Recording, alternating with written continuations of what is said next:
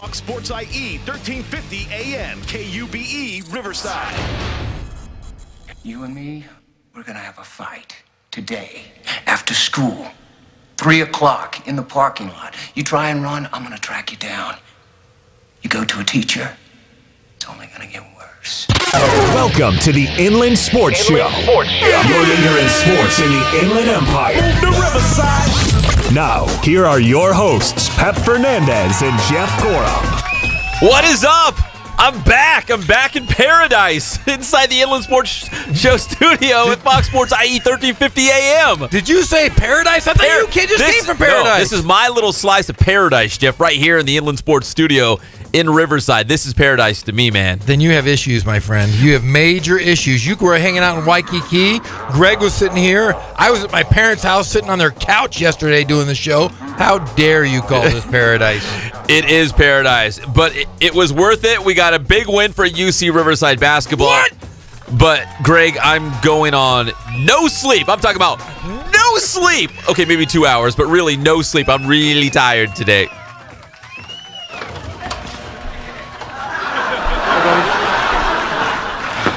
I'm on no sleep. No sleep. You don't know what it's like in there. All night long, things are creaking and cracking, and that red light is burning my brain. You look a little stressed. Oh, I'm stressed. Oh, I'm stressed this morning, Jeff. See, here's the deal. So we took a big plane, obviously, back from Hawaii to the Inland Empire last night. In fact, we got in about 8 a.m., 8:30 this morning in Riverside. And I was stuck in the middle seat. Whoa! I had people on both sides of me, and they were both watching movies on their screen. So even with my eyeballs closed, I could still see the light from their screen. So I know exactly what Jerry Seinfeld's talking about. I couldn't go to sleep. Things were cricking and cracking, and there was lights, and I couldn't go to sleep, Jeff. It was like Kenny Rogers Roasters right there. It was. Hey, my question is, what were they watching? Let's see. The guy on my left, he was watching. Actually, first he was buying stuff. Like, what do you mean? You can buy stuff on the screen. It Air was mall. It's like an air mall. He bought food. Oh, They brought him food, and he bought some earphones, I think.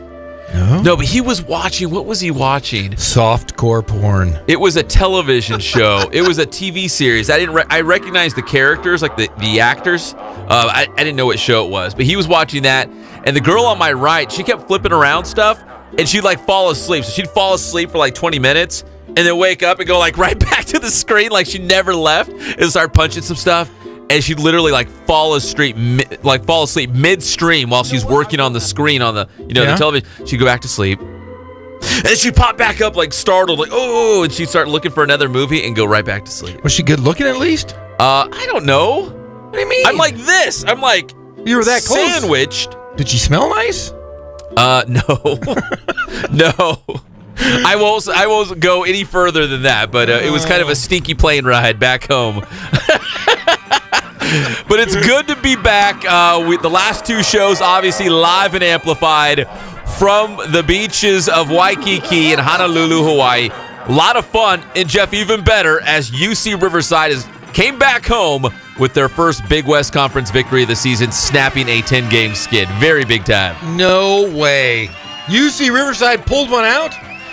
They did. It was close. A little bit later in the show, we'll break this thing all the way down. We've got some sound bites from the game and also a post-game interview with Justin Bell, getting his first win as well as the interim head coach for the Highlanders. I love that little guy. I'm glad he finally got a win. Yeah, you asked me to give him a kiss on his forehead. I asked him to give you a kiss on his forehead. Oh, you did? You asked me the same thing, didn't you? Yeah, I did. I told you. I was hoping you guys would hey, Gorham said, come over and give me a kiss.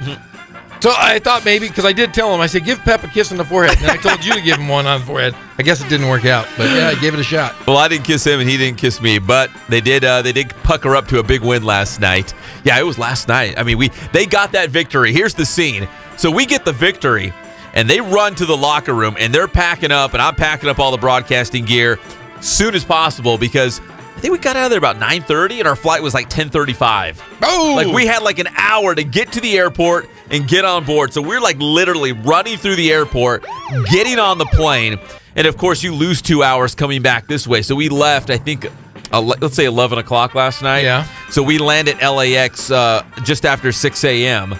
And then, of course, the ride back to LAX, and there was a missing bag, and it was a whole fiasco. But we got back here to the Riv, man. The Riv raised me. It was 8:30 a.m., and then I made it back to my front door about 9 o'clock this morning. So did they have, like, practice or school or any of those things? You know, it's funny you say that because I was standing next to Coach Bell when we were getting our baggage when we landed at LAX, and jokingly, kind of tongue-in-cheek, I kind of bumped him and was like, hey, Coach, what time is practice today? And he's like, ooh, man. He's like, that's a great question. He's like, I'm still trying to figure that one out. We all need to go lay down for a little bit. Because, again, it's hard to sleep on a plane, right? It's hard to sleep on a bus. Some guys can just sleep anywhere. I'm not one of those guys. I think some of the coaches are the same way, that it's just kind of tough, right, to relax and get some good quality sleep. No. You're one of those guys? I can sleep because I have a built-in neck roll. Have you seen this neck? I just lean back, and it's like a pillow. A big, bald guy, I can sleep anywhere, man. You can sleep anywhere, right? Darn right. So, but no, I heard that right before I was going to get off the bus, the coaches told the players, okay, guys, go get some rest. See you at 3 o'clock. Practice. So right now, they're talking about practice at UCR. They're practicing right now? They are practicing right now. What the heck's wrong with those guys? I don't know. Dummies. But you know what? They're probably going to enjoy practice a little bit more. Again, getting that first Big West Conference win. And now the playoff race is official. Man. Hey, we have a rematch next week. We do? We're going to go and we're going to beat the hell. First, we're going to beat the hell out of Santa Barbara. No, Irvine. Irvine this week. And we got to get the Anteaters because they beat UC Riverside by 39 the first time. Bears eat Anteaters. The only problem is, win. Yeah, the only thing is they play the Matadors next week. That's the big one right there to get them back in. That's a playoff. That's the playoff one right there. Playoff. The only thing is Matadors could kill Bears because they carry, Matadors. They're very tricky. Well, they have that big red cape, and then they have swords. That spear thing, right? Yeah, they got swords, so they could get us. So a little bit later in the show, again, we'll kind of rehash that big win for UC Riverside last night at Hawaii. We are back, just barely, just a couple hours ago, but we're back. And we brought back that first victory of the season, 10-game losing streak in the rearview mirror for the Highlanders. NBA trade deadline today, and Jeff, it was fast and it was furious. Holy cow. We're going to break this down as well. The Lakers made some moves. The Clippers were pretty quiet today. Not much going on with the Clippers, but the Lakers did make some serious moves. And is it setting up, before we get in all the names, we're going to do that in the next segment, before we get in all the names, what the Lakers did today, are they setting the table to get LeBron James? Well, they've set the table for the next 2 years. 2 years? 2 years. If Kawhi Leonard? If they don't get LeBron, they don't get Paul George in this next offseason, that's okay. They'll sign some minor league deals for guys. They're going to get all that Luol Deng horrible $38 million contract off the books. Why? I mean, he's on the team. He doesn't even practice. Is he still on the team? Yes, they're still paying him, so they have to. $38 million goes off there. It's a waste of money. They have a shot. If they could package maybe one of the draft picks they just got, maybe, and trade and somebody swallow that contract, they have an opportunity to get possibly 3 max contracts this year. We're not talking 2019. We're talking this year. They have a shot to get 3 max contracts. So they might be loading up. They can load up for the next 2 years. Their Lakers did a pretty good job today. But the problem is, it's got to be mutual. They got to want to come to the Lakers. Who would not want to come to the Lakers? That's a good question. But look at you guys. You're from Sacramento. Look at you guys. You're like, who wouldn't want to play for the purple and gold? Sacramento got Iman Shumpert. Oh, we were big-time movers and shakers today, man. You know what the best part about Iman Shumpert is? No, tell me. His wife is he going out with the Kardashians? No. His wife is amazingly smoking hot. Really? I'm going to show her to you on the break. She is unbelievable. Incredible. So she'll be in Sacramento. She's going to love Sacramento. Oh, she'll be the best looking one in Sacramento by far. I've seen Sacramento people. What are you talking about? They look like you. Oh, my gosh. They're all good looking. Yeah, whatever. They're all a bunch of supermodels straight out of the Gap catalog walking around. Yeah, whatever. A couple local notes here as we go through our Inland Sports headlines. CBU baseball, the Cal Baptist baseball team, the preseason number 6 team in the entire country, opening the season today against Dominguez Hills, on the road to the Toros, in fact. And the Lancers right now in the 4th inning, they're down by a score. And actually, it's gone to the 5th. They're down 2-1. Your boy, Modi Moats, Ryan Mota with a home run. That's the lone CBU run so far. Modi Moats out of Kaiser High School and Riverside City College going on a solo ride. It's 2-1 at Dominguez Hills right now in the 5th inning. We'll bring some updates later throughout the show. So the first game for CBU this season, again, preseason rank number 6 in the entire country. And again, their final season in Division II, so you got to go out big. That's big right there. Is that what that Big explosion right there. That's a good one. Hey, and finally, so we just had National Signing Day, right? So We the did. big deal, you turn on any of the big TV networks, you go on any of your favorite sports websites, the lead story in all of them, National Signing Day. Who won National Signing Day? Was it Alabama? Was it Ohio State? USC? They might have cracked the top 10. UCLA didn't really do that well, though. They didn't really get a lot of big names. No, but they will. I mean, They will? Chip got the job late. Chip's going to be a stud. Hey, Chip built the Philadelphia Eagles. Man, he was really good with the 49ers. Yeah, well, he was great with he built. I'm kidding. Yeah. Hey, your 49ers. Did you see Jimmy Garoppolo? We're going to talk about that later in the show. Holy cow! Jimmy G, big payday coming his way as he's going to revitalize the San Francisco 49ers. In fact, he already has, but now we're talking playoffs. 49ers, book it. 49ers, Rams, playoff battles coming down the road for the next several years. They're both very young and they're both very good. No. Yep. 49ers and Rams. All right. And finally, so we just had National Signing Day yesterday. We had a lot of big names here in the Inland Empire off the books. Plethora. So we're already looking ahead to next year, Jeff. And this guy already has a ton of offers, but none bigger than this one because he calls it his dream school. We're talking about Cajon High School quarterback Jayden Daniels, offered today by USC. So Jayden Daniels, the offer by the USC Trojans, and he's got a bunch of offers. Throw them up there, Greg. He's got a bunch of offers from all over the place. Florida, Florida State, you name it, he's got an offer. But now USC has come in, and as he put on social media, his dream school. Who would not want to play for the USC Trojans? Hey, you feel me? He was wearing a maroon and gold wristband. Remember when he came in that one time? It's his dream school. I don't care what his dream school is. Dream school, man. You better tell your boy Chip Kelly to get on that. Chip Kelly throwing bombs, throwing deep. It's like going over the middle. It's like the arms race or the space race. Who's going to get to the moon first? Who's going to get Jayden Daniels? He is the #1 ranked quarterback in California for the class of 2019. Does that make him #1 in the country? Because Probably. California is all that matters. We're the best. Yes, we are. We're also brought to you by Spoiled. Quick quality oil change will be spoiled by their excellent customer service and low prices. You can check them out off Alessandro Boulevard.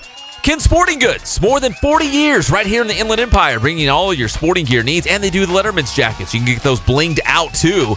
Check them out, kensportinggoods.com. Boost performance training with Coach Ray Bass in those strength and speed classes, and the first one is always free, but you got to mention Jeff Gorham at the door. Fittest man alive. That's what they say. And Catalano Motors in Corona off Temescal Canyon Road, where you can buy, trade, finance that new-to-you car or truck. You've got high expectations. They will meet those expectations because they are committed to excellence, just like Derek Carr and the Oakland Raiders. Catalano Motors off Temescal Canyon Road in Corona. When we come back here on the Inland Sports Show on Fox Sports IE, 1350 AM, we're talking NBA trade deadline. What did the Lakers do? Who did they bring in? Who did they let go? A couple of these big names, Jeff, are on the move.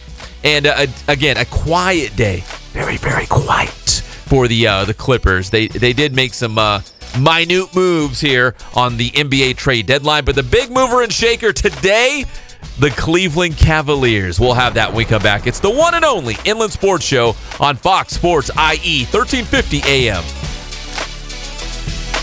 You know what? I will have some meatloaf. Let's have some meatloaf. You want some? Yes. I knew you'd come. Hey, Mom! The meatloaf!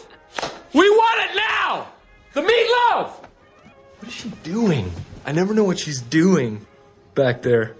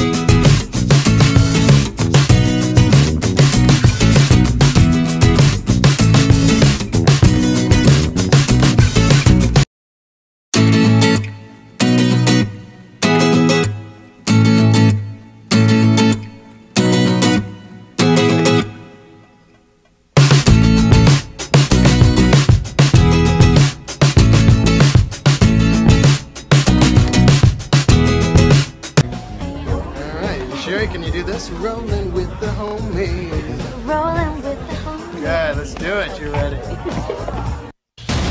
We're back to the Inland Sports Show. Here are your hosts, Pep Fernandez and Jeff Gorham. Love those pet sounds. Little Beach Boy action last night in Hawaii. Played a little Beach Boys during the broadcast for UC Riverside against Hawaii. Hey, did they play the Stones? They didn't play the Stones. I don't think they know about the Stones. How does the Hawaii not know about the Mighty It's like Mighty you guys Boston? don't even listen to the Stones. That's some crap right there. How can they not know that? Well, here's the deal. So it was a little stressful last night. I was getting set up, and there's a bunch of other things going on behind the scenes. And when I got locked into the game, and it was a close back-and-forth battle, I wasn't particularly listening for the Stones. Greg's right on the money. But I think if I would have subconsciously heard them, I would have stopped dead in my tracks and went like, "Whoa, it's the Mighty Mighty Bosstones." But no, I don't think they know the Stones. They're not part of the Big West then. If they're not playing the Stones. Hey, but you want some good news? Yeah. So the University of Redlands has a new mascot. Got a new mascot recently. Our good friend Thurber. Thurber passed away not too long ago. In fact, Thurber's my screensaver on my laptop. What is Thurber? Thurber's the little bulldog at the University of Redlands. And what happened to old Thurber? Old Thurber was old. He took a dirt nap? Yeah, he did. Have you got a degree? He did get a degree. Wait a second. What do you mean the dog got a degree? Yeah, he's smarter than you, Jeff. Come on. He did. He got an honorary degree. He's like Bill big news. Cosby. It's all over the TV news. Bill Cosby was a doctor. Bill Cosby. he is. Hey, don't you even compare Thurber to Bill Cosby. About the same thing. Jeez. So the U of R has a new mascot. In fact, when Thurber was still around, they had a mascot in training, and it's the first female bulldog at the University of Redlands named Addie. And the good news is Addie, the first female mascot in the 100-year history of the University of Redlands, and you can see Addie at all the U of R football games out there at the Runner. She just followed me on Twitter. Get out of here. I love it. My day just got 100 times better. She's a co-ed. That's the first female? First female No, mascot at the University of Redlands. So go to a Bulldogs football game and you'll see Addie. I'm an equal opportunity guy. Thank you, Addie. I'm an equal opportunity guy. I don't care if you're a guy or a girl, but when they make a big deal, and the first time it's been a girl dog in over 100 years, I kind of got to laugh, but how come she didn't follow me? I don't know. That's a good question. I don't like it. Yeah, I have no desire to ever talk to Addie. Thurber. Thurber was the name of the dog? Thurber. He was cool. Yeah, he used to ride a skateboard around. People loved him out there. Yeah, he was big time. He was all over the news. Whatever. Yeah, Greg's right. He got a degree. Super smart. Real smart for a dog. Honorary degree for a dog. I love dogs, but I don't love birds. How do you not like birds? I don't like birds. I love dogs. Love dogs. Okay, so what happened with the birds But in Hawaii? I hate birds. Well, I told you not one, but two birds flew into my hotel room when I was trying to do the Inland Sports Show on Fox Sports IE 1350 AM live from the hotel in Waikiki. For whatever reason, as soon as I opened my sliding glass door to the balcony, they wanted to just hop into my room. I don't know what was going on. And I hate birds. But what's this deep-rooted hatred for birds? When I was really little, little town called Red Bluff, California, and my parents took me to Red Bluff. There they are. Yeah, and they sing too. But they were really hungry that day. And I had bread. And I remember they chased me into this corner. And the corner was, there was like an L shape, and there was cars going on both sides. And I was stuck in the corner, and all these geese and swan and ducks, they were all trying to get at me and my bread. And I was traumatized. I was probably 3 or 4 or 5, somewhere in that ballpark. I was traumatized. And I hate birds. So when those birds flew in my room, I thought, holy smokes, what am I going to do here? I got to get these birds out. I got a live radio show to do. Flick them in the head. It won't kill them, but it'll stun them. It'll stun. Yeah, how do you... Hey, speaking... Was that the tiki room we heard? It's still there. I'm telling you right now, the tiki room is the greatest place on earth. And I'll tell you why. A couple reasons. I'll tell you why. Let's see if we have the same reason. Okay. There's only one reason I go in the tiki room. I want to see if it's the same as yours. Dole Whip, my friends. Dole Whip. Should have figured it was food, right? Yeah, you wait in line, you get that Dole Whip. It's only there, and I think one place in Hawaii. But you know the first place that the Big Jeezy, I spoke, the Big Jeff Gorham spoke was at the tiki room at Disneyland. My first word. What was your first word? Oh, I went I'm multisyllabic. What did you say? Cuckoo clock. You did? Yeah. Cuckoo clock? Yeah, I'm multisyllabic. That was my first word. It wasn't mom. It very wasn't smart. dad. It was cuckoo clock. Cuckoo clock. That's why I'm a linguist, my friend. And I'm a linguist because of the Tiki Room and the Dole Whip. You do dabble in the art of words. I am a wordsmith. You are. The only reason I go to the Tiki Room is when you go to Disneyland and it's like 100 degrees out or 90 degrees out, and you go in the Tiki Room and it's nice and cool and dark, and you get like a good 20-minute nap. That's the only thing it's good for. I just gotta know, do you close your eyes and wait for the Tiki Room to be open, or do you watch it? If they make eye contact with me, I look away. But as long as the fake birds, as long as they don't look at me and make eye contact, I'm okay. I go in there, I find my spot, I close my eyes, and I take a little nap. Do those big tikis with the eyeballs and the wood things, the wood figures, do they scare you? No, I like those guys. It's just the birds. It's just Gigi and Fifi and Pierre and all those guys. Totem poles. The totems. I'm okay with those. Hey, do you like when it rains in there? Yeah, I'm okay with all that. Okay. I like rain. I like all that stuff. So if I get you a couple birds, you might get upset? No, they won't come home with me, no. Why? No, absolutely not. Nope. Parakeets. Chickens. Love birds. Chickens, parakeets, it doesn't matter. Turkeys, it doesn't matter. Any bird. Don't like them. Nope. I'm telling you, man, you should just flick them in the head. No, but there was a moment of panic when I turned around and there was a bird in my hotel room. Like, there was a moment of panic. My first thought was, how am I going to get to my radio stuff? Because, again, I was set up on the balcony, and the balcony really was only maybe 2 feet wide. There wasn't a lot of room to navigate. Didn't you move the furniture, too, you said? Yeah, I did. So I had to move it was all like back. grinding against the floor, like... No, the carpet was pulled real tight. Like, you couldn't really hear anything, but it was really heavy. I had to really, bow up. I had to really use all those muscles. I did. But you know what I thought? Because I was out on the balcony, and the neighbors on each side of me, and also across the way, because there's more hotel rooms across the way, I think they were all wondering what I was doing. In fact, I have a picture. What are you doing?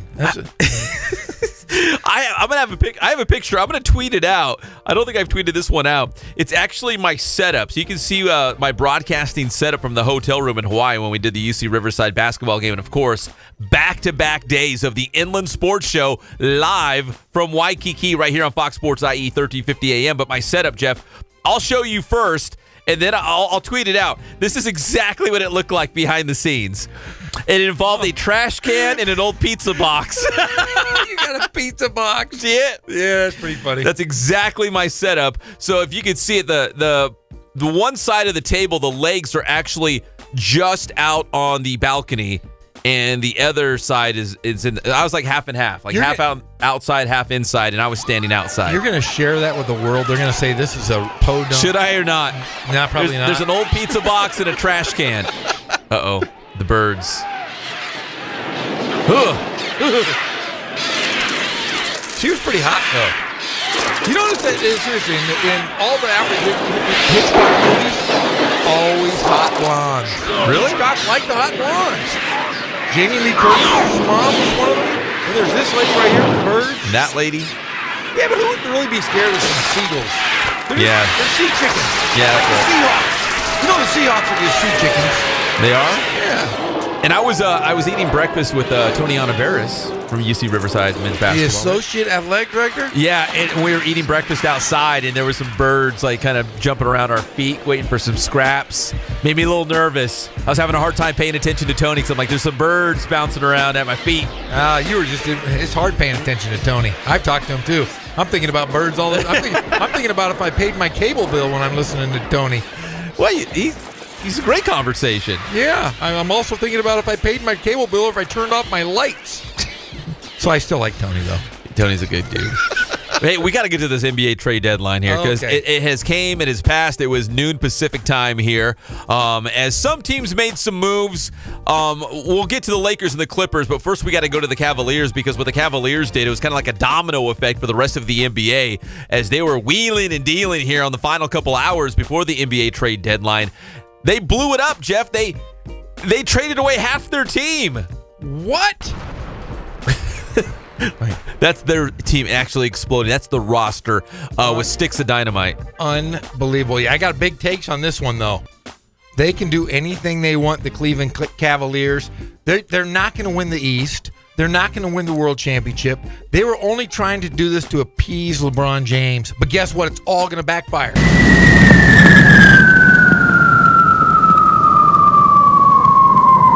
it comes. That's all. Oh, yeah, there you go. That was the Cavaliers roster moments ago. That's live audio from Cleveland. Dude, they got rid of his best friend. They sent Dwayne Wade home. Yeah, that's his banana boat guy. Yeah, gone. Remember they were riding on banana boats together and all Dwayne smiley Wade. and going on vacations and everyone's happy. He's going back to Miami. He's going back to the Heat. He's going to sit the bench there, too. He's hurt. So Cleveland making all these deals today, and one of them, yes, was Dwayne Wade going back to the Miami Heat. Do you think, Jeff, that, remember because LeBron James had some, what they described as fiery meetings with Cleveland Cavalier brass. Do you think he went in there and said, guys, we got to blow up this roster. If you want to keep me here in Cleveland, if you guys want to make a serious championship run, we got to blow this thing up. We got to start over. It's got to happen before the trade deadline. And do you think LeBron was part of this, or do you think LeBron was an innocent bystander to it all? Well, you got to say it properly. You don't want to call it his posse. Remember what happened there when Riley called LeBron's group a posse, and they got in trouble? Oh, yeah, he did. Yeah. So his group, his peeps, I'm sure went in and said, hey, we got to do something here because our guy LeBron's unhappy. But he came out and said, well, no one contacted me on this. I was in the dark about it, but dude, they got rid of everybody. They got rid of Iman Shumpert. I didn't show you his wife. His wife is going to the Kings. Going to the Kings. Sack toad. They got rid of Jay Crowder. They got rid of a former MVP, Derrick Rose. Where did he go? To oblivion? No, he went to Utah. Oh, he did? Yeah, but I'll tell you what, they got rid of the biggest name was. Does he even play? Derrick Rose? Like, I got to be completely honest. I don't know if he even still plays. I mean, I know he's probably on NBA. He was on Cleveland's team, but is he playing? No, he played a little bit. He wasn't that good. But I will say this. Say it. The Lakers just acquired the worst defender in the history of basketball, they said. The worst? Isaiah Thomas is considered the worst defensive player in the last 50 years. Do you remember this? And I remember this because Isaiah Thomas was a Sacramento King. When he was leaving Sacramento, it was between the Lakers and the Suns. He ultimately went to Phoenix. Yeah. But I remember all the Laker fans were like, oh, my gosh, we need to get Isaiah Thomas. Do you remember that? I do. He was a hot commodity. He's actually a pretty good little scorer. But now you finally got him. Yeah, you finally got Isaiah Thomas. See, I'm a Laker fan. I'll tell you what I'm happy about is they got rid of Jordan Clarkson. And Jordan Clarkson's contract was ridiculous. That's going to clear some money. He got a lot of money? They got rid of Fancy Nance, Larry Nance. I like Larry Nance Jr. He's just not Larry. He's Larry Nance Jr. But Larry Nance, remember his dad was a great player. High flyer. He was a high flyer for Cleveland, so he's kind of going back home. Maybe he was conceived in Cleveland. Could have been. Well, let's call his dad. Let's call old Larry Nance. Larry Nance Where Sr. was he conceived? But then you have the Lakers get Isaiah Thomas and Channing Frye, both of whom contract expires at the end of this year. So Isaiah Thomas is kind of one of those guards that could go 1 or 2. He's a point guard, but he can also score. We know that. He's going to have a to be big time a 2. scorer. He's going to have to be, you think? Yeah, you got Lonzo. What are you going to tell Lonzo? You're not the point guard? Yes. You can't tell that to Lonzo. Yes. You can't do that. Yes. He's going to be a father. They're actually playing a lot better without him in the lineup. He's been hurt. The Lakers look good without Lonzo Ball. They've won 10 of the last 14 games. Wait, so what is their starting lineup going to look like? So who's the backcourt? Let's say Lonzo Ball's still hurt. He's not playing right now. So the Lakers' backcourt would look like what? Isaiah Thomas, and I guess you'd put we got Kuzma. Kuzma hasn't been starting. Kuzma would be like the 3, though, right?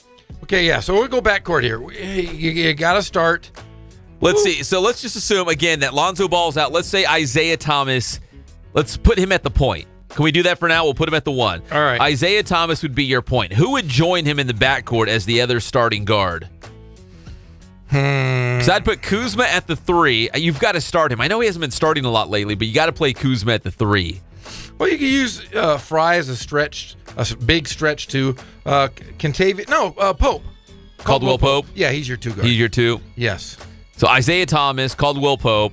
I'd put Kuzma at the 3. You could even play Channing Frye maybe at the 4, right? If you're playing some small ball. Yeah, and then you got Brook Lopez. We just hate, but yeah, he's our center. That's not a very good team. But you don't want it to be a good team. I'll tell you why. They're just trying to get through this year because that cap space, what they did today, will give them that next year, or this offseason, that gives them 2 max players. If they get rid of that Luol Deng ridiculous contract, Luol Deng is owed $17 million this year and $17 next year. That's $34 million off the books. You get rid of him, maybe they got a number 1 first round draft pick. Maybe package that deal to another team. That will even give you $34 million off the books at the end of this year. That gives you an opportunity to sign 3 max players. I got to be honest. You got to get rid of Caldwell Pope as well. He's making over $17 million a season. Yeah, but he's only signed through this year. And then he's gone. He's gone. So that money will be off the book after this season. And the good thing about having Isaiah Thomas is his contract is up at the end of this year. The market for free agents isn't going to be that high this year because you got to figure the big names are coming out in 2019. Everybody else is on they can opt out. LeBron can opt out. The players now, this offseason, you got to look at Isaiah Thomas might not make that kind of money that he's looking for. The Lakers could sign him for another year at less money, a 1-year contract. All right, I take it back real quick. My starting 5 for the Lakers right now after these trades, I would go Isaiah Thomas, definitely in the backcourt. I guess. See, now this is getting tough. Ball is going to start. Let's say Ball at the 1, yes. Isaiah Thomas at the 2. My front court would be Kuzma, Brandon Ingram, and Lopez. That's who I would go with because that's going to be your guys going forward. If you know Caldwell Pope is going to be off the books, you're not going to bring him back after next season. I'd rather get the guys that you know are coming back and start building that chemistry now for next season. And you still have Julius Randle. He's still very serviceable. Off the bench. Yeah, I mean, it's a good 6-man. But remember, he's starting right now over Kuzma. He's the starting. Yeah, I just don't get that. Well, like I said, they're built. They have a chance to get 3 max contracts if everything goes well. Right now, they can get 2. But if they get rid of that Luol Deng contract and package that with the first-round draft pick, they have a chance to get 3 max players. That would give them maybe Paul George, LeBron James, and on maybe an outside chance if you can package some of those young guys. I'd package Ingram. I'd package. I might even let Kuzma go. Kuzma. If I could get Kawhi Leonard. The Kuz. If I could get Kawhi Leonard. Oh yeah. I sell the house because Kuzma. He's one of the top 3 rookies that we have in this class this year. Who's the other 2? Who would you say? Not your guy at. It's not De'Aaron Fox up in Sacramento. He's actually having a pretty good season. A good year. Markelle Fultz for Philly hasn't really played. Have you seen him shoot? No, is he good? No, he can't shoot at all. It's like Greg over here trying to go out. Hey, Greg, you're playing. He has the worst shot ever. That's a huge bust. That was a bad pick. Number 1. Not as bad as. Remember when the Cleveland Cavaliers took, what was his name? Michael Bennett? Out of UNLV. You had at UNLV. He was the number 1 overall. Guess where he's playing right now? I have no idea. He's playing at his house.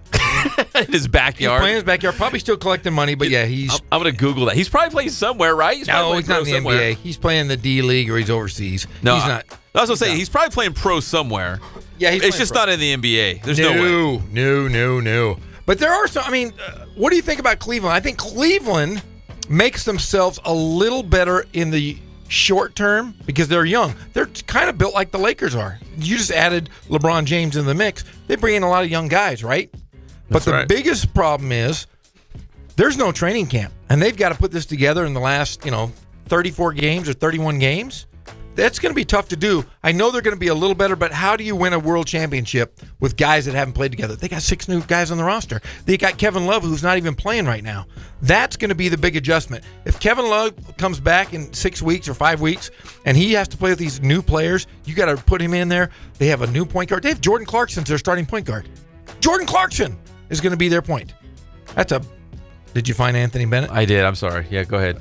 But yeah, that Jordan Clarkson will help them because he can run the floor. He's much better right now than Isaiah Thomas. Isaiah Thomas right now has that hip issue still. He hasn't come back. He can't guard a soul. If he gets in that rhythm like he was in Boston, he'll be a very serviceable guard for the Lakers. Could Cleveland win the East? No. That's what I thought. Boston, right? Boston still the team. Maybe Washington? Boston, Washington, and I hate to say it, Detroit's looking pretty good. Ooh, Blake Griffin and the Pistons. They have a shot to win, I think, 9 in a row before there's any chance of playing against anybody any good. Hey, you know how good Michael Bennett was, the number 1 overall pick for the Cleveland Cavaliers? How good was he? Yeah, his name's actually not Michael Bennett. It's Anthony Bennett. That's how good he was. That's how memorable he was. It was Anthony Bennett. But that's okay. We were close.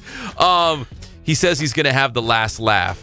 Bennett never played with LeBron, but he was part of the trade that brought Kevin Love to Cleveland. So he kind of played a part in helping this Cleveland Cavalier team come along. He right now has the distinction of being the worst number 1 pick, they say, in NBA modern history. Even worse than Michael Olowokandi out of Pacific. Remember, big man? His numbers. The Candy Man. He is retired up there in Pacific. We're talking NBA career. It wasn't that bad. But he did play a little bit, right? Yeah, he wasn't that bad. And Kwame Brown. Kwame Brown was awful. Kwame. Lakers. He played for the Lakers. He sure did. But remember who drafted him? Was it Washington? Do you know who drafted him? I mean, like which GM or head coach? Yeah. Michael Jeffrey Jordan. Oh, it was. Yeah. Oh, man. That was Michael Jordan's bad first move, MJ. First pick as man. executive. Hey, if you're curious, where Anthony Bennett's Anthony, not Michael Bennett. Anthony Bennett now plays professional basketball, according to this, for Fenerbahce of the Turkish Basketball Super League. Oh, so he's close to. So he's really good. He's really close to Lonzo. Or not Lonzo, Larry. Well, if they move Lithuania back to where it used to be, yeah, he's real close to him in Turkey. But now it's up there by like Sweden and Scandinavia. It's next to the Baltic Sea. It is. The Baltic Sea is only 2 feet deep. You can walk all the way out in the middle of it, knee deep. Are you serious? Yeah, I'm very serious. Knee deep. That's why there's no ships. I never believed There's no ships in the Baltic Sea. We come back here on the Inland Sports Show. We will talk a little NFL because there is a new highest paid player in the league. He's here on the West Coast, but he is not a Ram, he's not a Charger, and he's not a Raider. We'll be right back. It's the one and only Inland Sports Show on Fox Sports IE 1350 AM.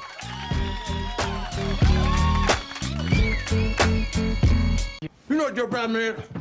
It don't work out. Got exercise.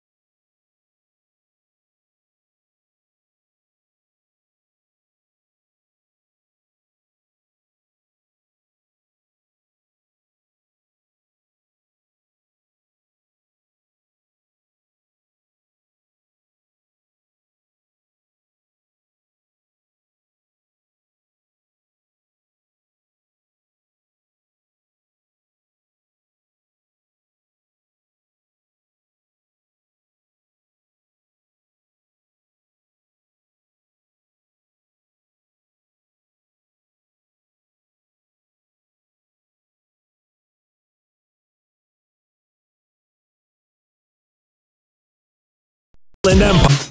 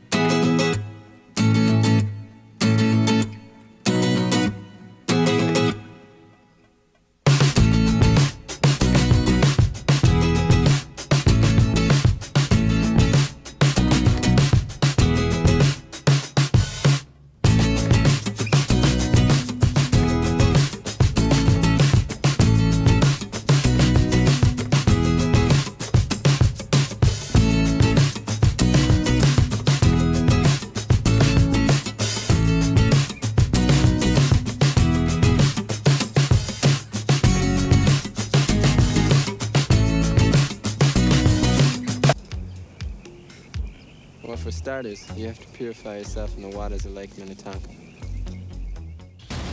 We're back to the Inland Sports Show. Here are your hosts, Pep Fernandez and Jeff Gorham. Welcome back. It's the one and only Inland Sports Show on Fox Sports IE, 1350 AM every single day of your life, 3 to 6 p.m. right here on the local sports leader. I'm Pep Fernandez. That's Jeff Gorham. Greg Holla holding it down. That's your boy JT, isn't it? Oh, my boy, JT. Prince. I love Prince, man. So let me ask you this. So obviously Prince played a big role in the Super Bowl halftime show, right? Because they were in Minneapolis. Yes. Next, Paisley Park. That's where he lived. That's where he lived? Yeah. Were you a Prince fan? I wear purple all the time. Do you? All the time. For the Lakers. I also wear very tight pants that are purple too, because of Prince. Because of Prince? And I have a Jerry curl at times. You don't have any hair at times. No, I do. It's a Jerry curl. Well, next year, Super Bowl 53 will be in Atlanta, so we can already take the Falcons out of the Super Bowl championship conversation because, again, the host city has never had their NFL team play in the Super Bowl. So if you're an Atlanta Falcons fan, and we love Devontae Casey from Cajon High School, big-time safety for the Atlanta Falcons. We love that guy. But Atlanta Falcons, man, if history kind of repeats itself and unfolds once again, Atlanta won't be in the Super Bowl next year. No. The Falcons won't be in the Super Bowl. Well, even more so, who's going to sing in halftime if they had Prince from Minnesota? That's what I was going to say. I was going to ask Greg. I know. The Dirty South. Okay, what? Yeah. Isn't that Lil Jon? Isn't he from? Or what? Ludacris. Luda. You can't Ludacris? lose with 22s. How do you know Johnny that? Rocket, Sabretooth. How do you know I that, don't know, Pep? man. I really don't know. Pep, I don't know any rap songs. You just rapped. I think it's Greg's boy Luda. Would it be Luda?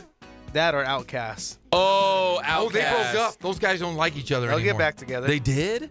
Yeah, they broke up. Don't you know this? But they got a lot of hits, you know what I mean? Like they have more, I think, mainstream hits. So if they were gonna have someone from Atlanta be in the Super Bowl halftime show for next year, I'd say Outkast. Shake it like a Polaroid picture, right? Those guys. Oh, that was a great video. Right? Those guys. Do you remember that video? No. Yeah, my son likes that song, and he was watching. Connor was like, "Hey, let's turn on YouTube." So he looked up the Outkast song, and he said, "Dad, what is this?" And I said, "Those, my friend, are women." And he was like, "What are women?" I said, "Those." And he said, "Wow, that's incredible." I said, "Yeah, it's an incredible video." You became a man that day, right? Now turn it off, please. Yeah. Wait a couple of years. Yes. Yeah, so it's going to be Atlanta next year, Super Bowl 53. So the Falcons already out of the championship race, and we're already debating who should be the halftime performance. I think Greg's right. I think Outkast, if you're going to go with the Atlanta guy. Who was the guy? Was it Bubba Sparks? Was he Atlanta? How do you know I think these he's things? Texas, I believe. Oh, he's Texas? Okay, see, Greg's our music guy. I don't Who know. the hell is Bubba Sparks? Bubba Sparks, man. The Dirty South. You don't listen to the Dirty South? I listen to Johnny Mathis, Michael Jackson, and Prince. Jeff, come on. And I like George Michael. Luda. How about George Michael? Hey, they can do a hologram of George Michael. This is Bubba Sparks. Yeah, that's Bubba Sparks. That is the worst. Do you have any music ever. Ludacris, Luda up there? Or Outkast? This For is Atlanta. terrible. This is for Atlanta. Yeah, this guy would not be the halftime show. There's no way. I'm really like there'd have to be like 1,000 people say no, and then they get the Bubba Sparks. I'm having a really hard time sitting next to both of you guys right now. This is absolutely rotten music. I don't even know what I'm talking about right now. You know more than I do. I know, but I don't. What is this? This is Ludacris. Yeah, this is Luda. Southern Hospitality. Is he in prison? This is Luda. No. He's not in prison. He's He's not? acting. He's on all these TV shows. I think you're right? thinking of Mystical. Oh, Mystical. Yeah, he's in prison too. That guy. Yeah, I can't take this guy seriously. He's like 2'6" and rapping, tough guy. How tough can this guy, Ludacris, be? Oh, he's in a Fast and Furious movie. He's probably. Oh, that's right. He is. He's probably pretty tough. Yeah, he is. You know, he actually started in radio before he was a rapper. He was a radio personality, yes, in Atlanta. So And I then have he a just started shot? rap. Yes, you I have have a the Big Jeezy has a shot. I'm gonna get a rap career. You might get that going. Can you guys Write those me a rap bars. song? Yeah, we got to write the bars. Hey, up. Greg, can you do me a favor? We're going to talk NFL right here, but can you come up with a rap name for Jeff? Big Jeezy. If Jeff ever went mainstream and became strong in the rap game, what would Jeff? Can't be Big Jeezy. Why can't it be Everyone Big already knows you as Big Jeezy. Jamming, You baby. can stew about it. You can stew about Salty it. G? Salt. Oh well, Salty The G. salt of the yeah. world. Salt of the world. Jamming, baby G, baby. Morty Jamming. G. Morty G. Morty G, like Morton Salt. Yes. Morty G. Morty G. Yeah, man. I'm gonna rap. I'm gonna write a rap. You got to give me a baseline. I know this name has already been taken, but if because you're known as the salty guy around here, and I'm obviously my nickname's Pep. We could be Salt and Peppa. Salt. It's already been taken, right? Hey, we are salty and Pep. Yeah. So I never thought of that. Think about that. That's pretty good. Think about We've that. We've been together for a long time, and I've never thought about that. Yeah. What is Greg pulling up over there? I know something. Okay. All right. I've been distracted. He's a genius over there. Hey, let's talk this big. Yeah, we've only got a couple minutes left in this segment. We want to talk NFL because there is a new highest paid player in the National Football League. Nick Foles. See, that's what you would think, right? But he just signed a big 5-year deal with the Philadelphia Eagles. After 2 years, he's got the option to stay with the team. If he's on the roster, he has the option, but he's going to be in Philadelphia for at least one more season. Ooh, Nick Foles? Nick Foles, unless the Eagles want to trade him. No, but the guy who got the biggest contract in NFL history is your boy, Jimmy G. Jimmy the Greek? Jimmy the Greek. Jimmy Garoppolo. Oh, Jimmy Garoppolo.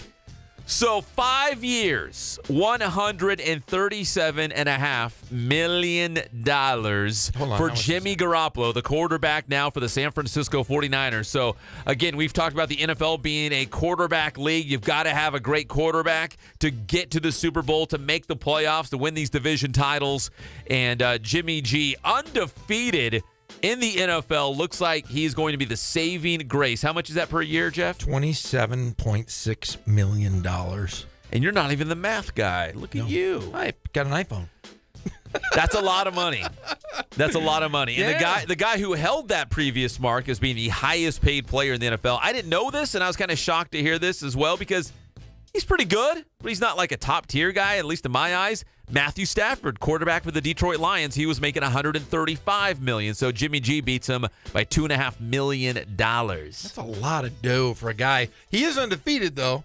He is undefeated. He's never lost between his couple starts with New England and then with San Francisco. Again, I know you're making fun of me, but the 49ers are on the rise, and the Rams were already here. The Rams and the 49ers, they're going to lock horns for years to come in the NFC West. This is going to be a great rivalry. It's back. Man, when I was a little kid, that was Jim Everett against Joe Montana, Flipper Anderson, Henry Ellard, like those guys on the Rams against Jerry Rice and Roger Craig. Those were the games. Jim Everett. Jim Everett. That's like Vince Ferragamo. I follow him on Twitter. You don't? Yeah, Jim Everett. You yeah. do? Yeah. Do you remember when he got in a fight with Jim Rome? Jim Rome, yeah, that's what he's famous called him for. Chris right? Everett. He did. Seriously though, Chris, I mean, he's like 6'7" or whatever he is, right? Jim Everett. Is he a big guy? That tall? Yeah, he's a large man with a big jaw. And Jim Rome's a little guy. And he called him Chris Everett. Yeah. I probably would have punched him out too. Yeah. All right. But Chris Everett was a good tennis player. She was hot. She was very hot. That's more your wheelhouse. Yeah, I liked her. Chris Everett, you know Martina Navratilova? Yes. She was kind of, she had good legs. She had really good legs. She could hit the ball really hard. Chris Everett, though, she was America's darling. She was. And then that was what was that, like Steffi Graf was right after her. Yeah, Steffi Graf, she looked pretty good. Didn't she marry Andre Agassi? She did. Didn't they? Or maybe they're still together. I don't know. Maybe they might still be together. Let me give you the Chris Everett. Chris Everett and Jimmy Connors were a big thing when they were they? Yeah, they were like the king and queen of America at one time. Then they broke up, and now Chris Everett is married to who? The Shark, Greg Norman. Really? Yeah, I didn't know that either. Yeah, she used to also be married to a guy named the Great White. No, Lloyd, John Lloyd, I think it was. So she was Chris Everett Lloyd. Now she's Chris Everett Norman. Didn't know that. Yeah. Just a little, I'm a bastion of knowledge. Man. I know my Chris Everett. I guess you do. I didn't know you're a big tennis guy. How about the other one that was married to, not Ricky Martin, the other guy. Obviously not married to Ricky Martin. I don't think she is. Who are you talking about? Yeah, the real pretty one that was married to Enrique Iglesias. Anna Kournikova. Oh, yeah. She's Anna Kournikova. Yeah, she's pretty good. Yeah. All right, so congratulations, Jimmy Garoppolo, sticking around San Francisco for at least another 5 years. So get ready, all you LA Rams fans out there. The Rams versus the 49ers. It's back. The rivalry is here to stay, and we're going to have some great battles coming up in the NFC West for years to come. When we come back, we're going to recap once again that UC Riverside big win on the island of Hawaii last night. We are back. I'm back in studio. We're going strong. Here comes hour 2. It's the one and only Inland Sports Show on Fox Sports IE 1350 AM. We think it would be very prudent. Can we turn our beds into bunk beds? Yes.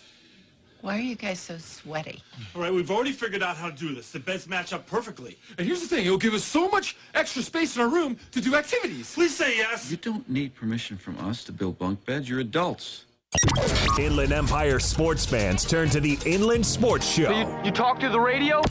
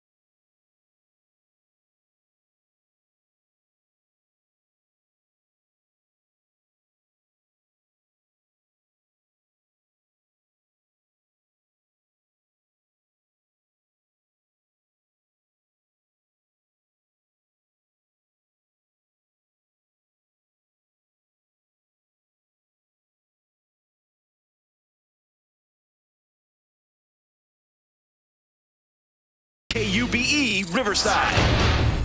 Thumper, what did your father tell you this morning? If you can't say something nice, don't say nothing at all. We're back to the Inland Sports Show. Here are your hosts, Pep Fernandez and Jeff Gorham. Yo, welcome back. It's the one and only Inland Sports Show on Fox Sports IE, 1350 AM. We're proudly brought to you by our good friends at Spoiled. Quick quality oil change, Kin Sporting Goods, Boost Performance Training, and Catalano Motors in Corona off Temescal Canyon Road.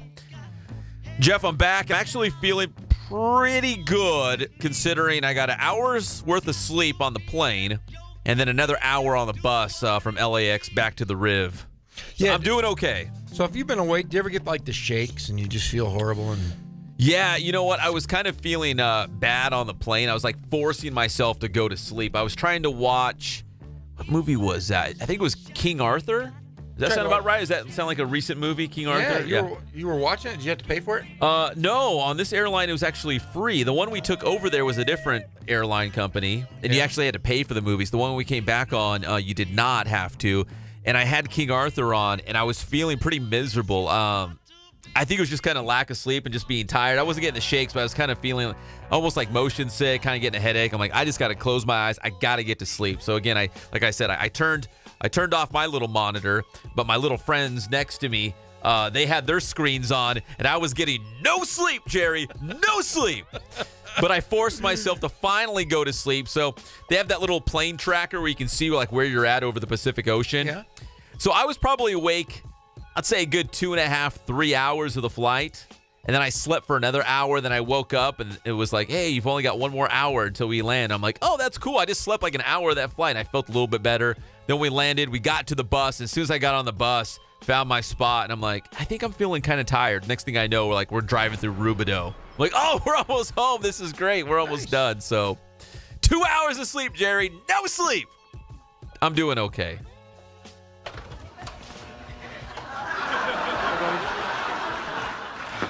I'm on no sleep. No sleep. You don't know what it's like in there. All night long, things are creaking and cracking, and that red light is burning my brain. You look a little stressed. Oh, I'm stressed. That's me. You're Kramer. That's me. You're Kramer. I'm definitely Kramer.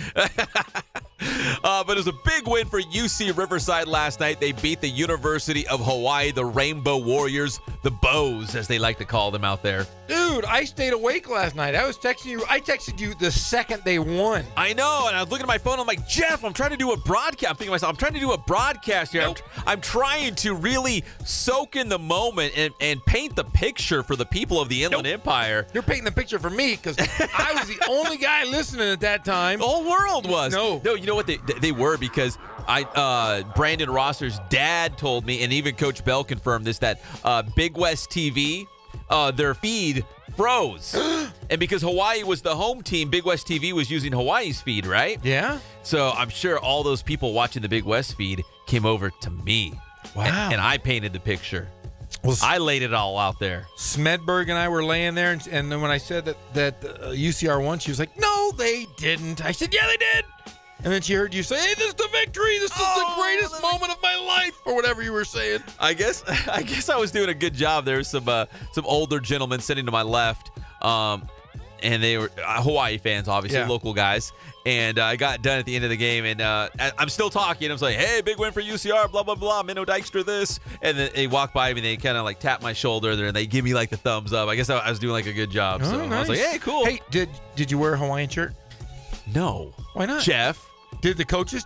No, nobody did. Were you messing with me? A little bit, but I mean, I'm sure though Hawaii wore their like a kind of a yeah they did. They kind of did. So here's the deal. I packed a Hawaiian shirt because Jeff told me, oh yeah, all the coaches, the broadcasters, everyone wears Hawaiian shirts, which Hawaii did. Yeah, they do. Hawaii did. The guy who's their broadcaster, did you see the guy, the older man? Yes. He is a legend. Wait, he used to play for Hawaii, he said. Yes, he is a legend over in Hawaii. He's like the talk show guy in Hawaii. Yes.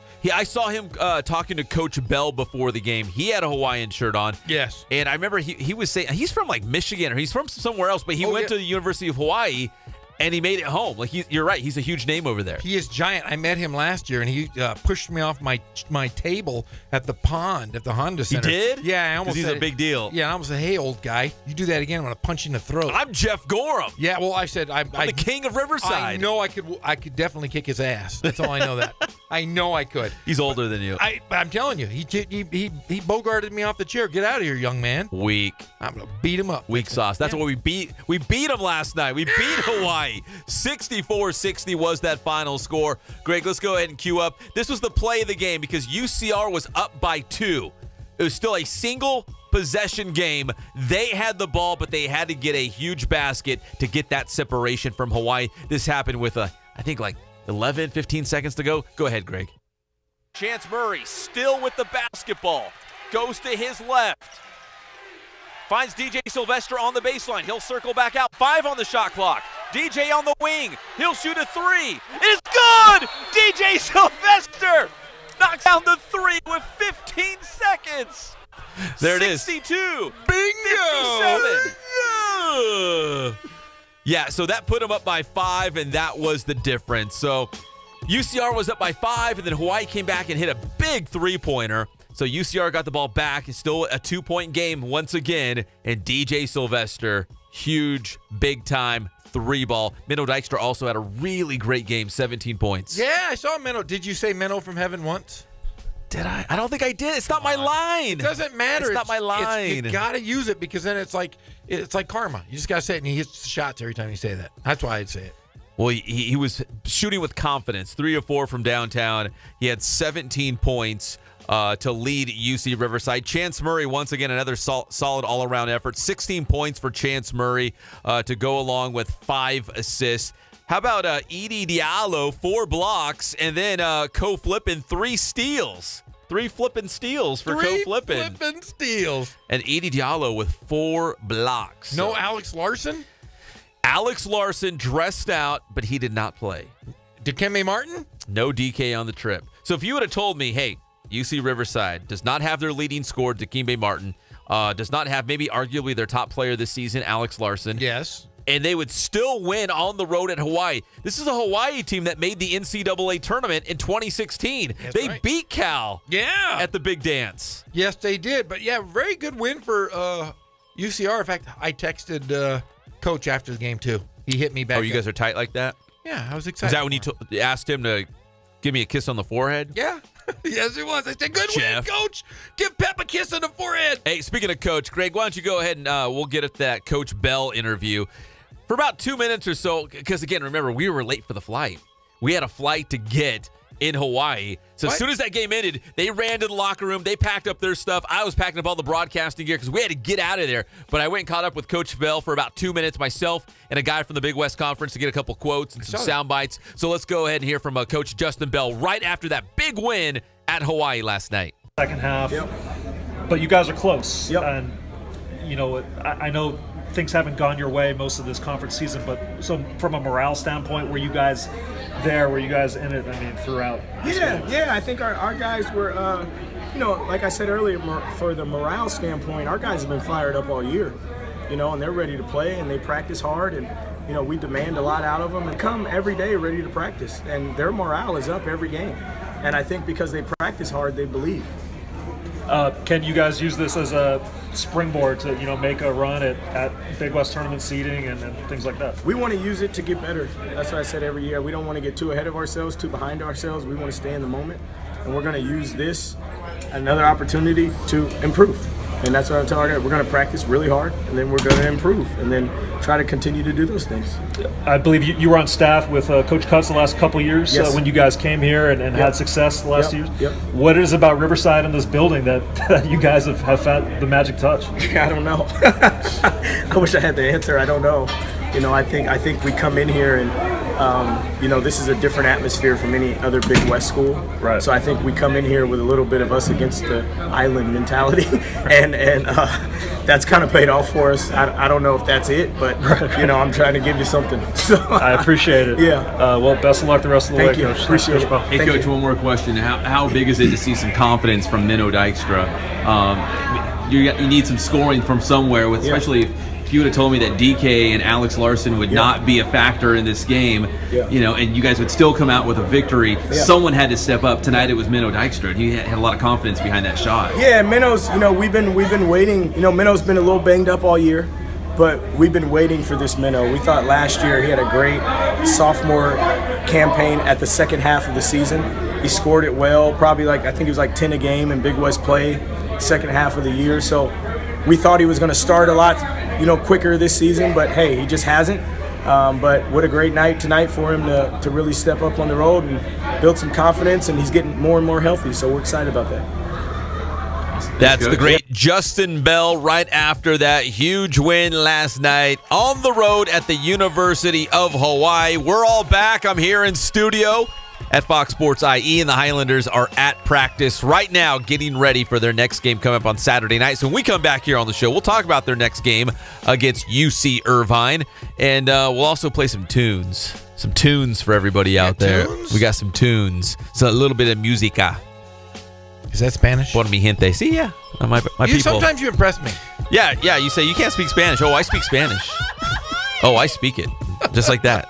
We'll be right back. It's the one and only Inland Sports Show on Fox Sports IE, 1350 AM.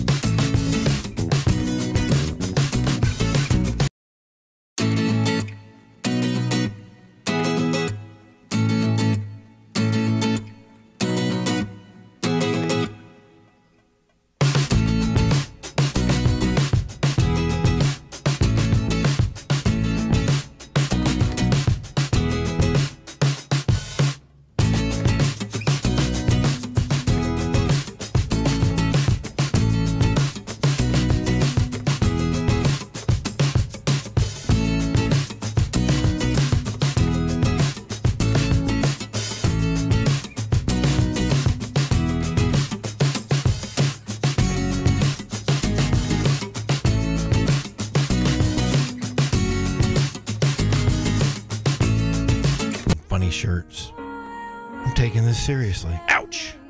Gotta pee on that foot too now. Very sad. But I don't know what to do anymore. The losses are piling up. My wife is making me sleep out on the porch. My daughter doesn't know who I am. My dog won't come near me. We gotta go. We gotta play a team called the Rainbows, and I don't want to lose to a team called the Rainbows. Rainbow Warriors, very strong, very tough. Rainbows, the bows. Really sad, but I think we're gonna go in tonight, and I'll give it my best try as a coach.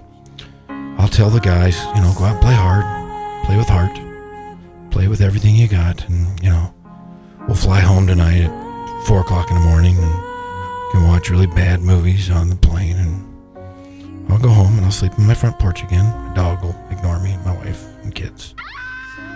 Oh, it's a tough one. I'm sorry.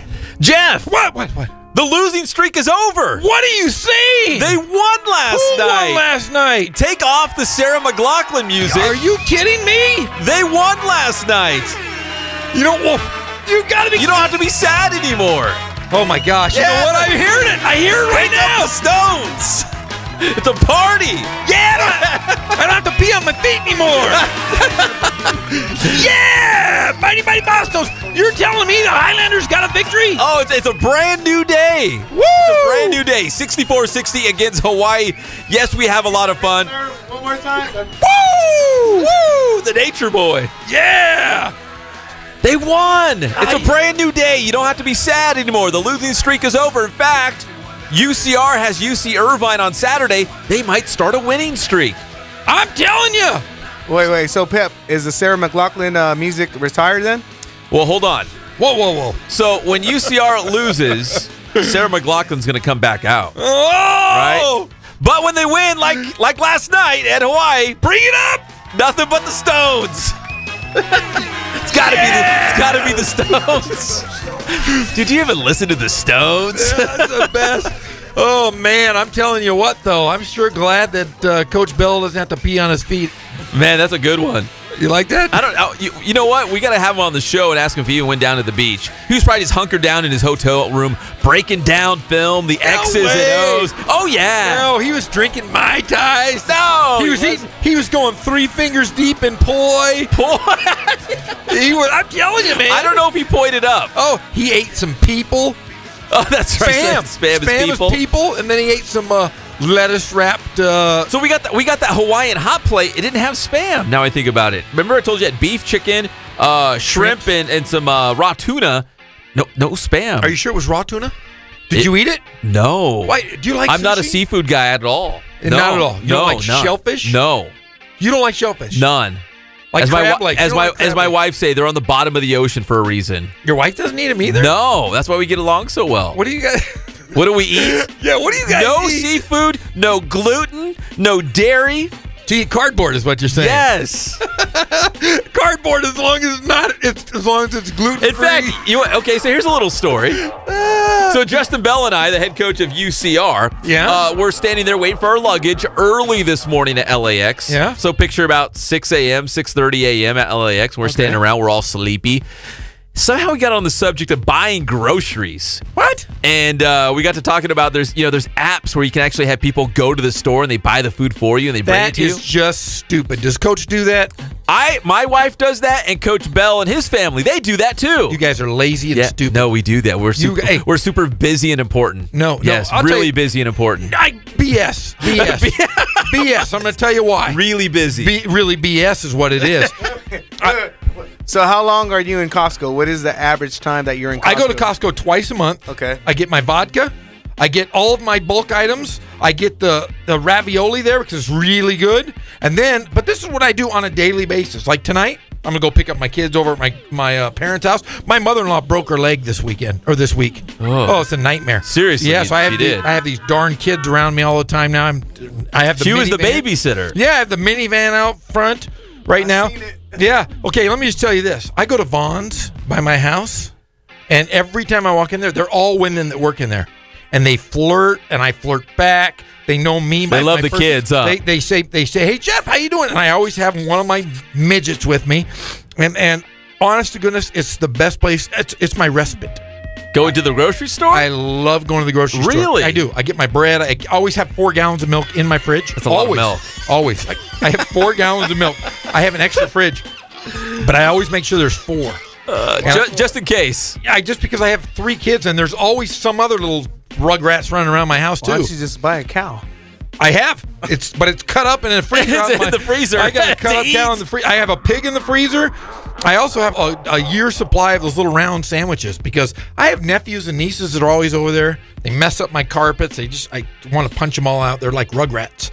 And but I'm telling you, I love the grocery store more than anything in the world. I do. I'm going to go over there today. I'm going to get a few items. We need some eggs, so I'm going to go talk to the ladies. Pretty nice little Thursday. So what do? No, we do the app thing. So people deliver groceries. Do you have to tip them? I think you do. I'm not really sure. My wife does it. That's I don't know. a waste of money. But that's a waste of money. But Coach Bell and I were just standing there. We were talking. Money bags. For some reason, we're very busy. And Coach Bell's very, very important. So, he doesn't have time to go buy groceries. He's coaching a D1 basketball team. Hey, okay, money bags. Big time Coach Bell, man. Hey, wealthy guys. Sorry. Pep and Coach Bell. Greg and we go to the grocery store. Greg's more of a AM PM grocery store guy, though. He's gonna walk in and go, I need some seeds.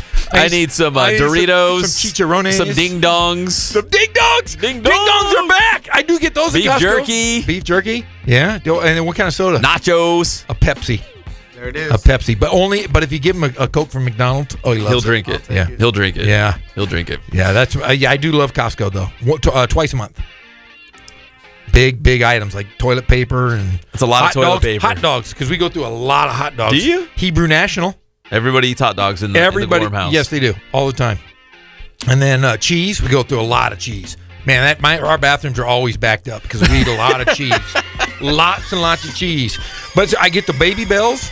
And my kids will go open the Baby Bells. Was that like the little individual cheese? Yeah, little round ones. And string cheese. I just taught baby Zeke how to pull the string cheese. Oh, yeah. So I taught him, and then he did it for like a minute, and then he started chewing on it like an apple. That's okay. I said, what are you doing, man? You got to string it. What are you doing?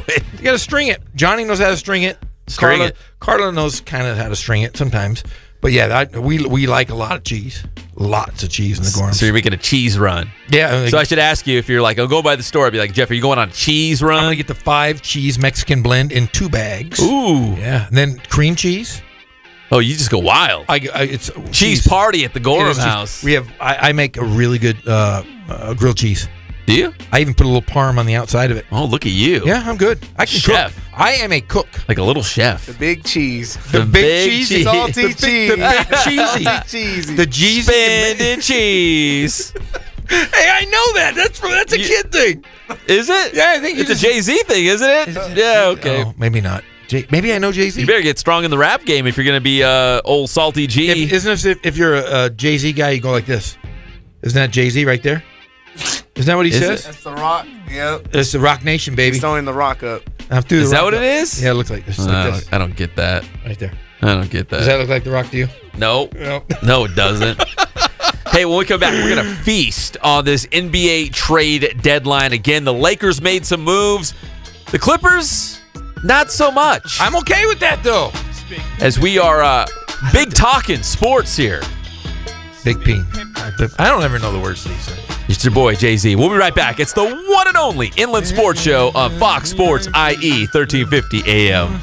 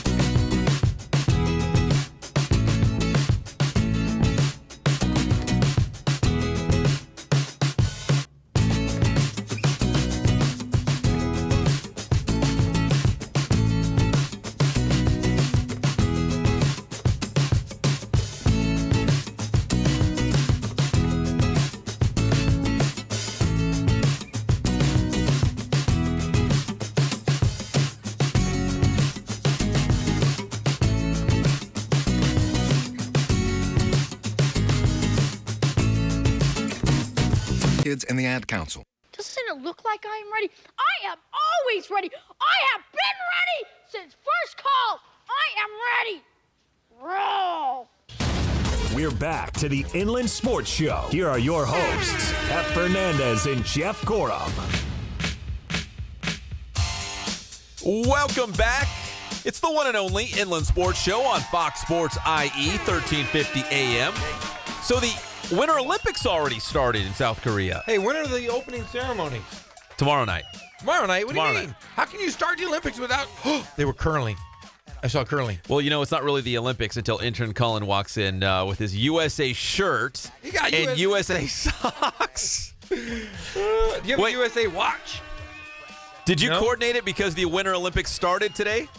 You really did? Do you have other... Wait, I don't know if he's telling the truth, though. That's kind of like a sarcastic, yeah. What other gear do you have? Stars. You know what I would really all like? kinds of patriotic gear. You know what I would really like? I'd really like the sweats that they wear when they go to the opening ceremonies and closing ceremonies. You ever seen those sweats? Yeah, they get some cool gear. Yeah. Yeah. I need it. You know where I'm going this weekend? Colorado. I am going to Colorado. I'm flying. Listen to this. The Rado. Oh, this tells you. Okay, we had the birthday party on Super Bowl Sunday. Yeah, I heard about that one. Well, this. Hey, Carla goes, hey, we're going to go visit our friends. I have really good friends that live in Steamboat Springs, way up north. Cold as that can sounds be. really far. I mean, sounds remote. There's like snow until July. That's how cold. Yeah. So is there a river or something? Steamboat Springs. Like I picture. Yeah, they have hot springs there. A creek. But you know, I said I have to be back for the big show here at the Inland Sports Show. Oh, okay. Keep going. Keep going. I'm flying up. I might have to break you off in just a second. We're flying up Saturday out of John Wayne Airport. We're coming back Monday morning. Yeah, one day. We're spending 1 day. 1 day? Yeah, that's a quicker turnaround than us flying to Hawaii for like a night and a half and flying right back. And it's not just Smedberg and I. It's the boys. Old Smeddy Smed. I got the baby. The baby was sitting on my lap. Them Gordon boys. I'm worried that the baby's gonna cry for like 3 hours. That is my biggest fear in the world. Or he's gonna go, Dad, I gotta poop. You gonna be that guy? Yeah, I'm serious. Or Johnny's gonna go. Dad. Wait, how long is that flight? You might have said I'm not paying attention. It's like 2 hours. 2 hours plus, but probably. But then here's the deal. We're taking a taxi because I don't want to rent a car and drive in that snow because it's crazy. So they did a snow taxi and it's another 4 hours. A snow taxi? Yeah, 4 hours. Is that a real thing? Yeah, 4 hours I have to drive. And it's supposed to be snowing like crazy. And all I have is tennis shoes. Hey, better than 6 hours on a stinky plane between two people. No, my kids poop. And they're going to say, Dad, I got to go poop. And I'm going to be really scared that I'm going to have to walk down the aisles. I hate walking down the aisles in a plane. I hate it.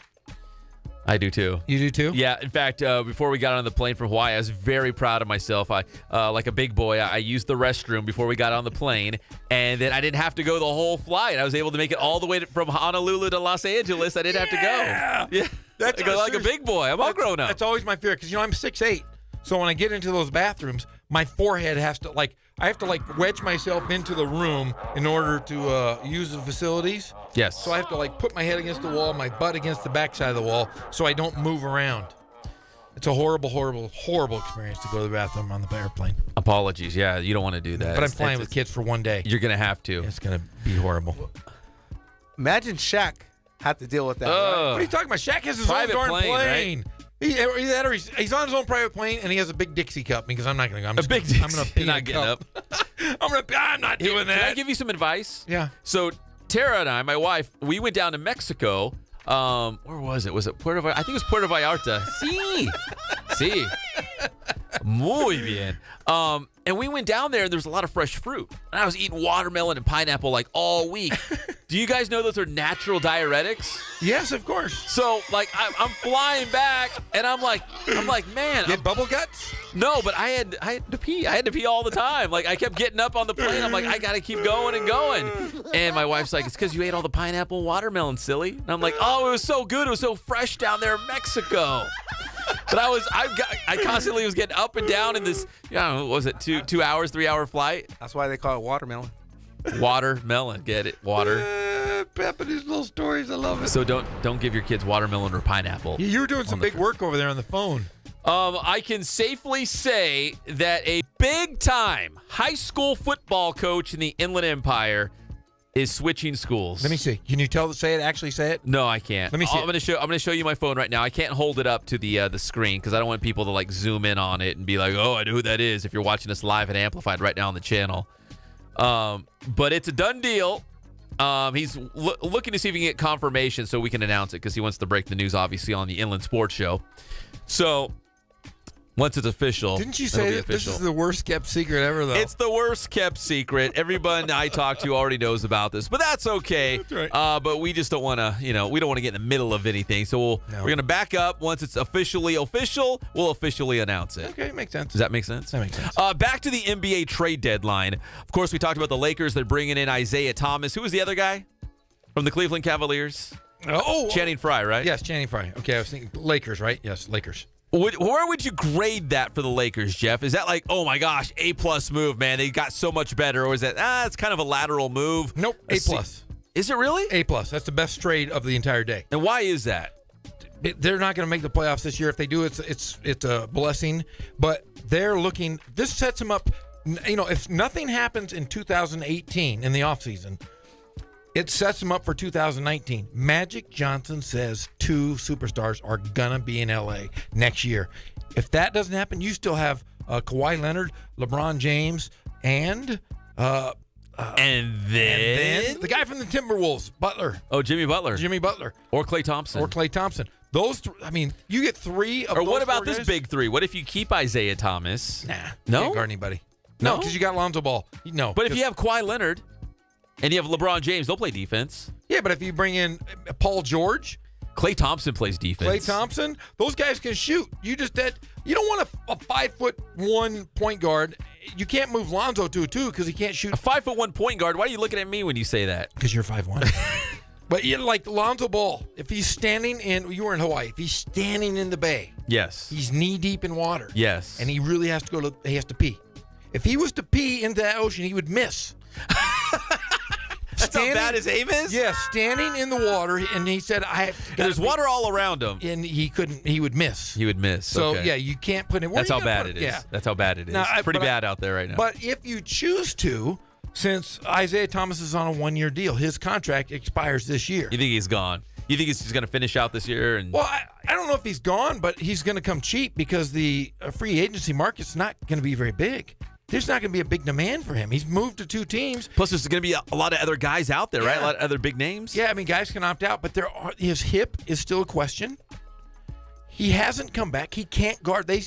I'm not kidding around. And he is the worst defender they said the NBA's had in 50 years. Okay, so that may be true, but as a Sacramento Kings fan, he had some great seasons in Sacramento. He was fantastic for Boston. He was hardly there, and he became like a folklore hero in Boston. I mean, he was good, but he doesn't play. You're right. He doesn't play defense, but he was good. He could pile up the points. And he was a good team guy. He just can't guard anybody. He can't guard my brother who lives back there. My brother has bad fake knees. He can't guard him. I'm telling you, he would be a good guy if the Lakers decide they don't get 2 or 3 max contracts. He's a guy you sign for on the cheap and keep him for a year. You just sign him to a year contract. I think that's a pretty good deal. I think the Lakers put themselves in a position, everything has to fall into place, but they have the best situation for any big superstars coming in. So by design, they're going to free up a lot of money. Yeah, they got rid of you got rid of Clarkson. Clarkson had a big contract. Like I said, and you said Caldwell Pope, right? They're not going to bring him back, right? No, I mean he's kind of a headache.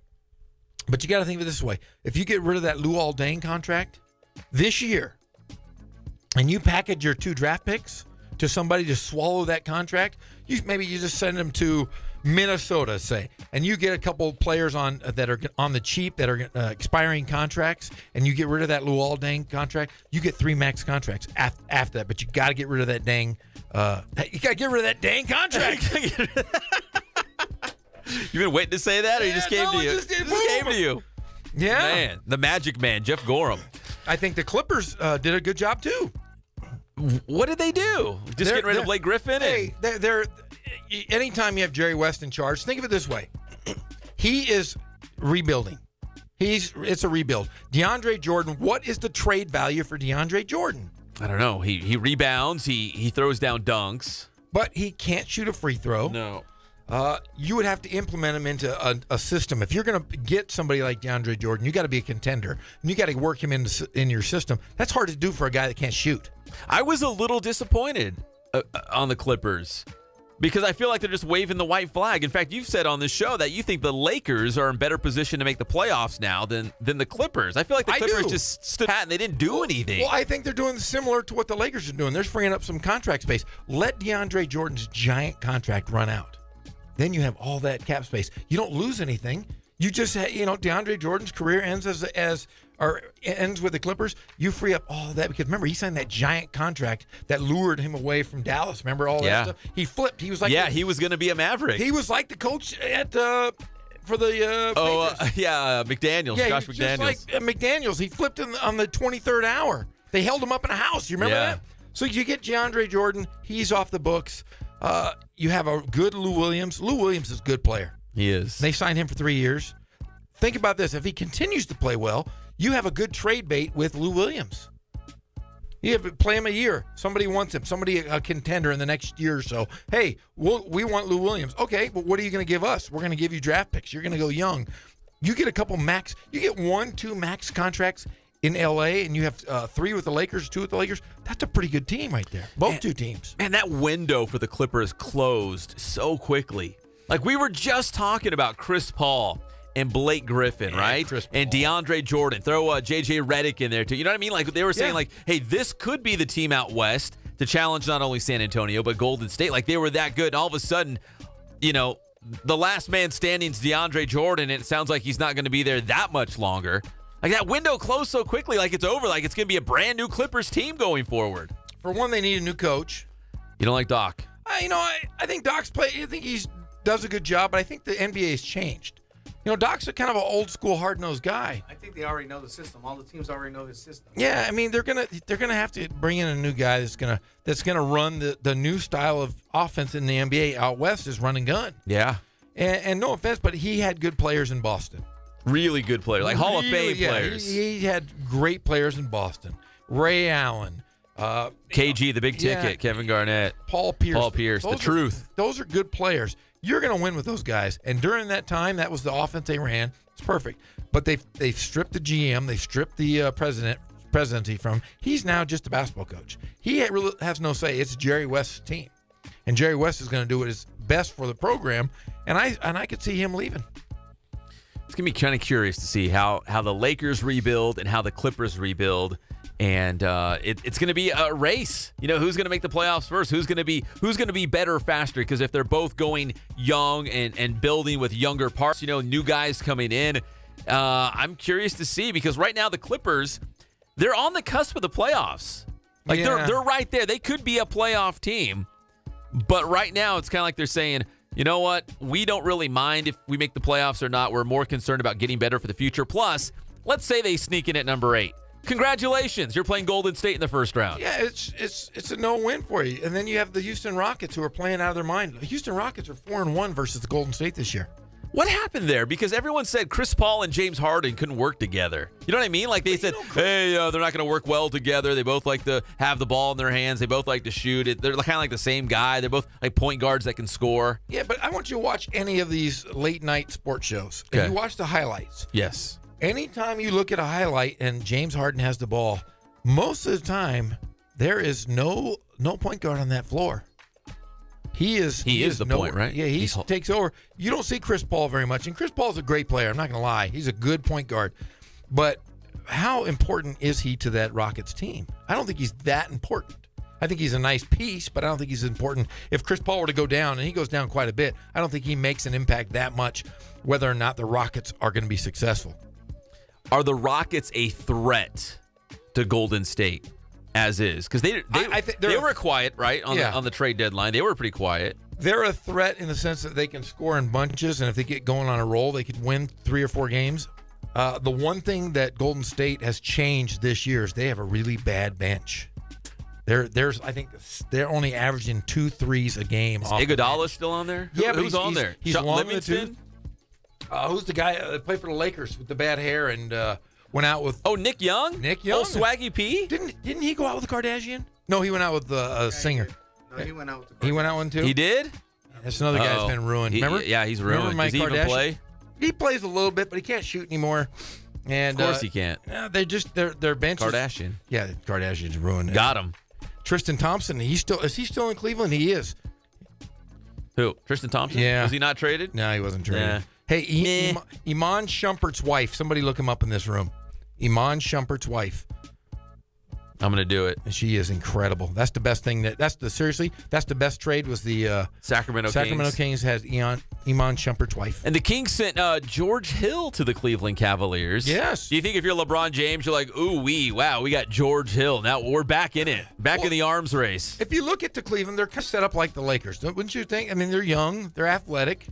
They can run the floor. But they suddenly went from, I guess your big three would have been LeBron, right? Yeah. Of course, Kevin Love and Isaiah Thomas. You went from the team to beat in the Eastern Conference to, hey, it's LeBron James and all those other new guys. And he sent his best friend home. That's his banana boat buddy. Yeah, sent him home. Crazy. Gabrielle Union was like kissing butt on the internet saying, "Oh, thank you, Cleveland. You were so wonderful." Yeah, in other words, he was yeah. I forget he was even on the Cavaliers, to be honest with you. Yeah, I didn't know he's gonna go and he's gonna retire. I didn't know he actually left Miami. Now he's back, so back Yeah. where he belongs, right? Yeah. He'll finish out his career there, right? Hey, Derrick Rose got shipped to Utah. Derrick Rose.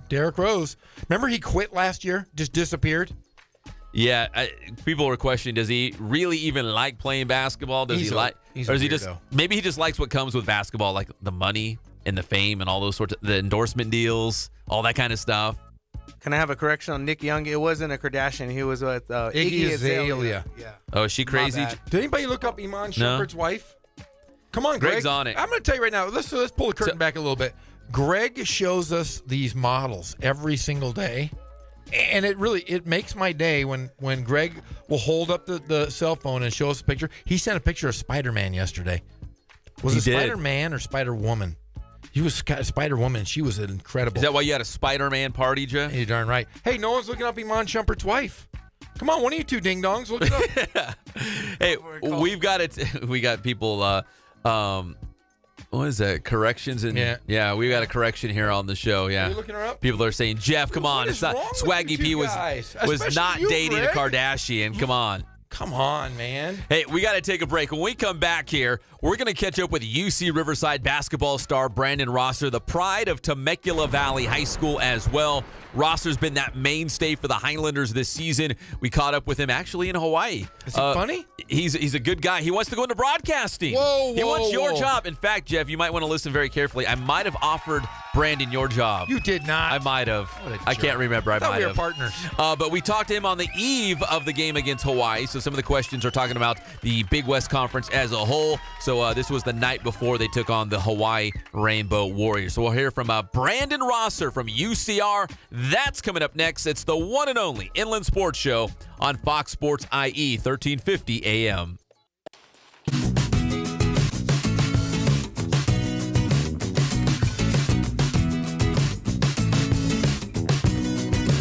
Look, just give me something without any sugar in it, okay?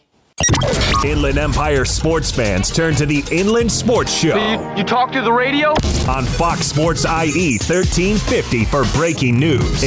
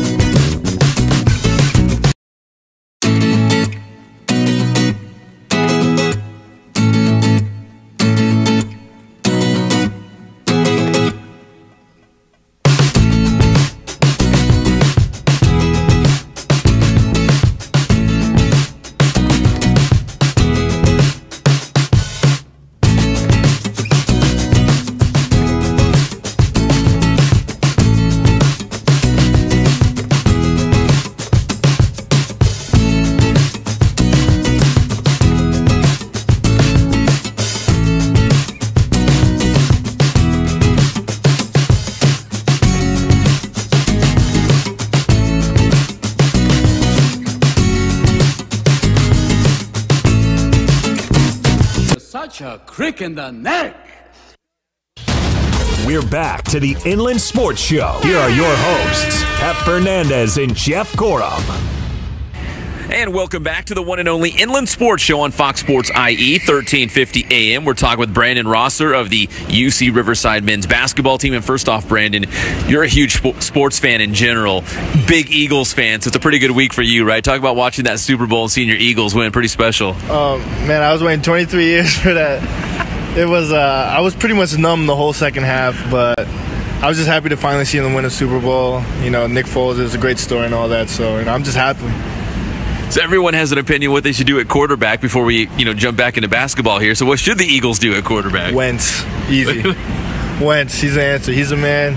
Foles is great, but Carson, he's the one that led us this year, so hopefully we'll keep him. Plus, Wentz might not even be ready for the start of the season, right? So you keep Foles around, he might be your starter going into next year. That is true, but you got to trust the process. You always got to trust the process. Well, we'll have to see what happens with the Eagles. They got that big win in the Super Bowl, but for you guys, trying to get that first Big West Conference victory, talk about the fact that this team has really not given up the fight. You know what I mean? Like, the team morale still seems good. You guys are still battling. You're still working hard in practice. It would be easy to fold up and say, you know what, we don't like where this is going, we're going to give up, but you guys are still fighting, you're still battling, because again, if you can just get to the conference tournament, it can be a whole new ball game. So talk about the morale of the team right now and moving forward, trying to get to postseason play. Well, we're just practicing what Coach Bell is preaching, and that's just staying aggressive and working every day. So everybody on this team, we're all competitors, and we know things haven't been working that well, but if we just keep chopping at it and keep working hard, we know it's going to come. And we're a dangerous team. I think we've played everybody tough. We don't fear anybody in the conference at all. So as long as we just keep doing the work, and once that first one falls, anything can happen. How would you describe your role on the team? Because you seem to do a little bit of everything, You're always there diving on the ground for the loose balls, rebounds, hitting three-pointers. How do you see yourself kind of fitting into this UCR team? Well, first, I always want to be a good teammate. Being a senior this year, too, I always want to bring some leadership. And, I just want to do whatever, is the team needs, whether that's, diving on the floor like you said, or, hitting an open shot. I'm just doing whatever we can to win, We haven't won, like you said, so, whatever I can do to contribute to the W, that's what I'm going to do for that night. And, whether that's scoring, defense, passing, I'm going to try and do it.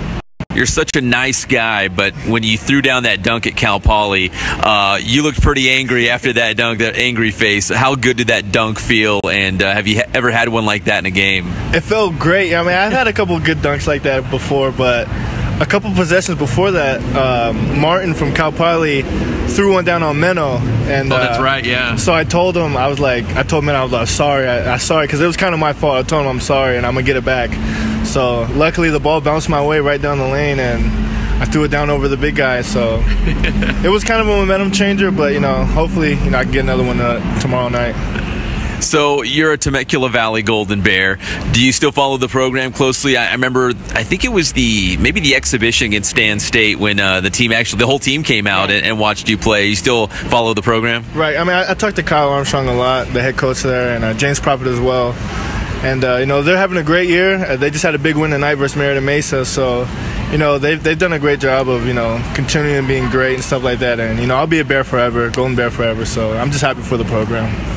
Now, you come from a basketball family. You were telling me in the van that your brother actually is playing professional in the Philippines, and he's been there for a while, right? Right, yeah, he's been there. I'm half Filipino. Not a lot of people know that. So, we have a lot of family back there.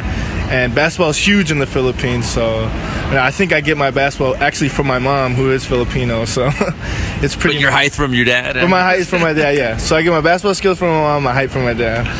And your brother, he's enjoying the Philippines enough that he's actually going to stay out there maybe for a little bit. I guess you said like 7 years he's been out there playing pro. He's been out there for a while. He loves it. He's playing for one of the better teams out there, the San Miguel Beermen. So, they have a nice pedigree. They win a lot of games, and he's winning a lot. He's a winner. He's won a couple of championships out there, so he's loving it, and I think he's going to be there for a long time. So how about you? Do you want to play pro after UCR? I mean, could you see yourself maybe in the Philippines or just anywhere in the world? Well, that's obviously the goal. You know, I just want to keep playing as long as I can. So, I mean, now I'm just focused on this season and things like that. But, you know, once that road comes down, I'll cross it. But, you know, that is definitely a dream of mine. What are you majoring in? Like, if you decide, hey, you know what, I had a great basketball run, but it's time to start adulting and get a real job. What do you want to do? Where do you see yourself? Well, I'm a media and cultural studies major. I want to hopefully one day break into the radio business and do what you're doing maybe one day. You know, it's something that I've kind of stumbled upon. I've been listening to a lot of sports talk radio in Philadelphia, which is kind of weird, but, you know, they always talk about it, and it's just something that, you know, I might want to try. And, you know, I've been doing a little bit of research on it, so we'll see. We're talking with Brandon Rosser of the UC Riverside men's basketball team here on the Inland Sports Show on Fox Sports IE 1350 AM. If you're listening to Philadelphia sports talk, I think they're a little bit different maybe than everybody else. They're so critical and harsh and huge sports fans, right? They're crazy. They're so passionate, you know. Sometimes I feel like, you know, I'm in Philly when I'm listening to that stuff, but, you know, it's crazy, especially now, this playoff run and the Super Bowl championship. You know, they've been, you know, blowing up the lines and things like that. So it's crazy. It's definitely different from California. So as a sports fanatic, it sounds like you're much more than just a basketball player. What other sports do you actually follow? I follow everything. I mean, I have a favorite: baseball, hockey, basketball, all of them. You know, it's just something I've always been passionate about. So, you know, hopefully, you know, one day I can make it into, you know, a job like you. So, you know, I just love all sports. You know, obviously basketball is the one I play, but, you know, I love them all. Well, we could fire Jeff Gorham, the color guy, and you could be the analyst going forward. I can't do that to Jeff. I can't do that to Jeff. Well, Brandon, this UCR basketball team, I know obviously you guys want to get some wins. You want to get to the Big West Conference tournament because, again, as long as you don't finish in last place, you'll get into the conference tournament, and then all you have to do is win 3 games in Anaheim. Is that still kind of the mindset of the team? Is as long as you can get there, right? Any team can win it. The Big West team is kind of wide open still. Exactly. I mean, coach is just telling us, you know, just keep practicing because, you know, you never know. You know, you don't want to peak too early. Obviously, we haven't even won a game, so, you know, we can get some wins together and get into that tournament. You know, we're fearless. You know, we don't fear anybody in this conference. You know, there's a lot of parity this year too. You know, a lot of people are beating a lot of people. So, you know, if we could just get our foot in there and, you know, do some work, you know, we can maybe make a run. Yeah, because when I look at the Big West Conference, I don't see a clear favorite. Exactly. And when I go down the schedule, you know, Jeff and I have talked about this a lot. I mean, the only game that seemed out of hand was that UC Irvine game at Irvine. Other than that, I mean, you guys could easily, you know, have 7 or 8, you know, wins on the season. And I mean, as a player, is it frustrating, or is it still maybe feels a little, you know, maybe reassured that, you know what, we're real close. Like, this is a good team. We're really close to getting some wins and getting to the conference tournament, because again, outside of the UC Irvine game, you've played everyone tough. You had Fullerton on the ropes on the road. Exactly. I mean, it is frustrating, you know, losing games because, you know, like I said, we're all competitors. We want to win. But, you know, we never get dejected. You know, we see the bigger picture and things like that. So we know that if we just keep working, doing our thing, that, you know, anything can happen.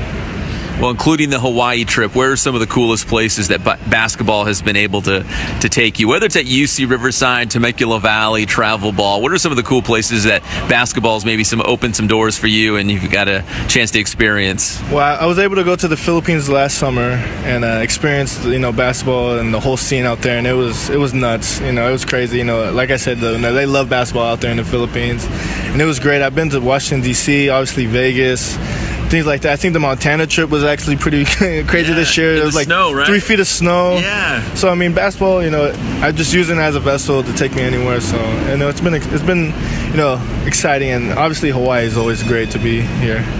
And how about your brother? Does he give you any advice in terms of playing professional basketball or things you should consider coming out of college? And, you know, should I play pro? Where should I go? Once I turn pro, you need to do this. I mean, what's some advice? Because he's gone through this. What's some advice that he's given to you maybe along the way? You know, obviously he wants me to come out and play with him, but, you know, he just always tells me to, you know, do what's best for you. You know, follow your gut. You know, take in all the advice you can get, and you know, just make the decision that you want to make, whether that's even playing basketball or doing something else. So, you know, he's been great. You know, he's somebody I look up to a lot. So, and I'm happy to have him in my corner. All right, that's Brandon Rosser from the UC Riverside men's basketball team, and we will be right back. It's the one and only Inland Sports Show on Fox Sports IE, 1350 AM. You give her my test, you give her the door test. Before you get out of the car, you lock both doors. Then you walk around the back of the car and you look through the rear window. If she doesn't reach over and lift up that button for you so you can get in, dump her. Just like that? Listen to me, kid. If she doesn't reach over and lift up that button for you so you can get in, that means she's a selfish broad, and all you're seeing is the tip of the iceberg. You dump her, and you dump her fast. Inland Empire sports fans turn to the Inland Sports Show. You talk to the radio? On Fox.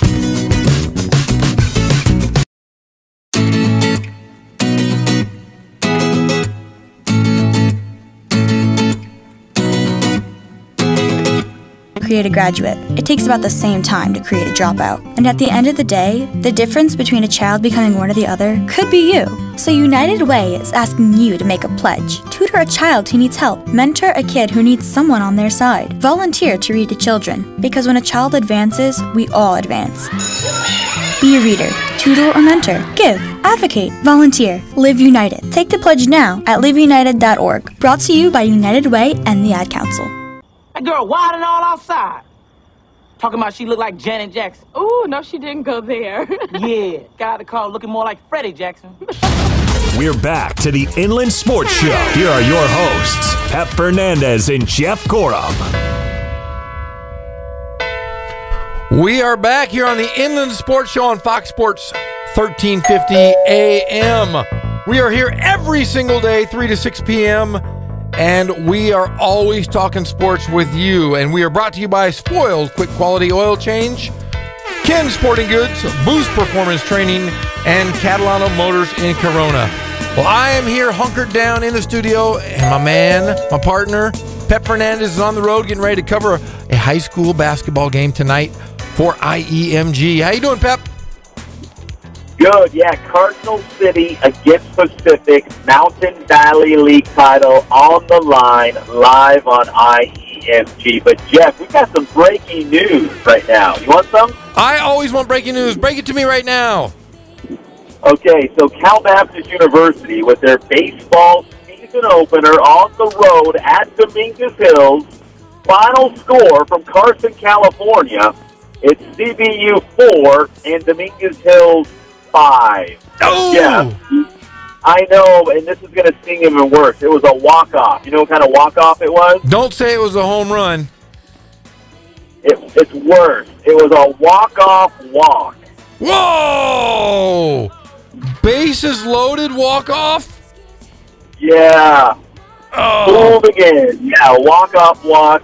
The good news is the Lancers head back home tomorrow, 6 o'clock, Topman Stadium, trying to get their first win of the season, but they'll be back home to continue this series against Cal State Dominguez Hills.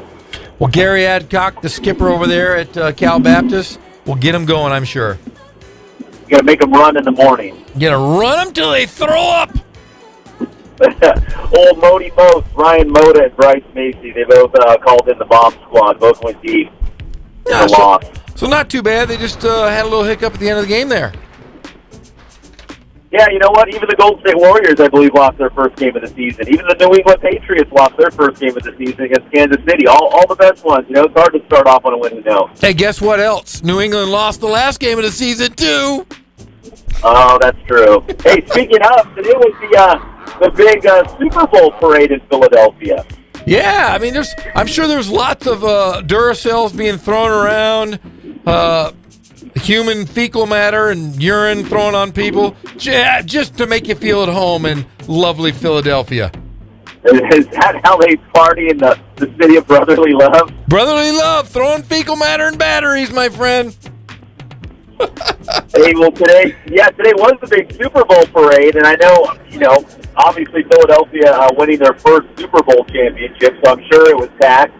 Our own Kenyon Barner from Riverside and Moreno Valley, the Notre Dame high school product, he was all fired up to head out there and celebrate with his teammates in the Super Bowl parade. And Jeff, think about this. We interviewed Kenyon Barner the other day, on Tuesday, on the Inland Sports Show as we were live from Hawaii. And think about this. So he began the season as a running back for the Chargers. And you would think, from the outside looking in, this was like a dream situation, right? Like his dream job. Coming back home to Southern California, and the Chargers back in Los Angeles, so even closer to home for him. So he thinks it couldn't get any better than that. So he gets cut. He gets sent to the Eagles for a second time, and he wins the Super Bowl. You know what I mean? It's so funny how you can think that it couldn't get any better than that, being with the Chargers, and then he gets cut, and now he's a Super Bowl champ. Yeah, now I know you had a chance to talk to him a little bit here. What are his plans? Is he planning on going back next year to Philadelphia? Yeah, he is. You know what's funny is, so he and Darren Sproles are kind of like the same guy. They're both not the biggest guy in the world. They both can return kicks. They're both running backs. They can both catch the ball from out of the backfield. They're kind of like the same guy. They're kind of like guys as well. And Darren Sproles, he said, was instrumental in bringing Kenyon Barner back to the Eagles after he was released by the Chargers. So Darren Sproles, he's still with the Eagles. He was injured for this season, so he'll probably be back in full strength. So it's going to be interesting to see how Kenyon Barner kind of fits into the Eagles' plans going forward. But based on what Kenyon Barner was able to do this season with Philadelphia, even if he doesn't stick with the Eagles, I think it's pretty safe to say that he's going to have a job somewhere in the NFL. I think it really just depends on how Darren Sproles returns to the Philadelphia lineup, who ironically is the same guy who brought Kenyon Barner back to the Eagles. Yeah, pretty special story. You know, we had a chance to talk to his high school coach, Pat Thompson, senior. You know, Pat Thompson was a coach at Notre Dame twice. He's coached under some great guys, Leo Bruhard. He was at Rubidoux for all these years. He said that Kenyon Barner is the best player he ever coached. And he coached some greats. He coached Ryan Knight, Sammy Knight. He's coached some great pros. And he said that Kenyon Barner is the best of all of them. And you know what's crazy, Jeff, is people forget that he started his high school career, and I think it was called Calvary Chapel in Moreno Valley, and it was 8-man football. Can you imagine an NFL-caliber player playing 8-man football? And you'd be running wild, like 1,000 yards per game. That would be awesome. So if you're a good... Do they still have 8-man football? Oh, yeah, dude, I've covered 8-man football. I'm trying to think. Around here, like, I think Public Safety Academy plays 8-man, Noli Indian, some of those schools, they still play 8-man. I've covered 8-man football before. It's fun. It's a shorter field, and they do a lot of scoring. It's fun. What do you mean it's a shorter field? I think it doesn't go 50 yards on each side. I think it goes 40. Oh, that's kind of cool. Maybe they should do that with high school football. Those scores will be like 100 to 12, 100 to 85. And it was, because all you really needed is one good player. If you had one good player, he would just run wild. And that's what Kenyon Barner did, I'm sure of it. Yeah. Well, that's a really great story. And, you know, talking about great stories, the biggest story we've had here in the IE in the last 24 hours is UC Riverside getting their first victory in the Big West at Hawaii, which, Pep, you were a big part of. You called the big game.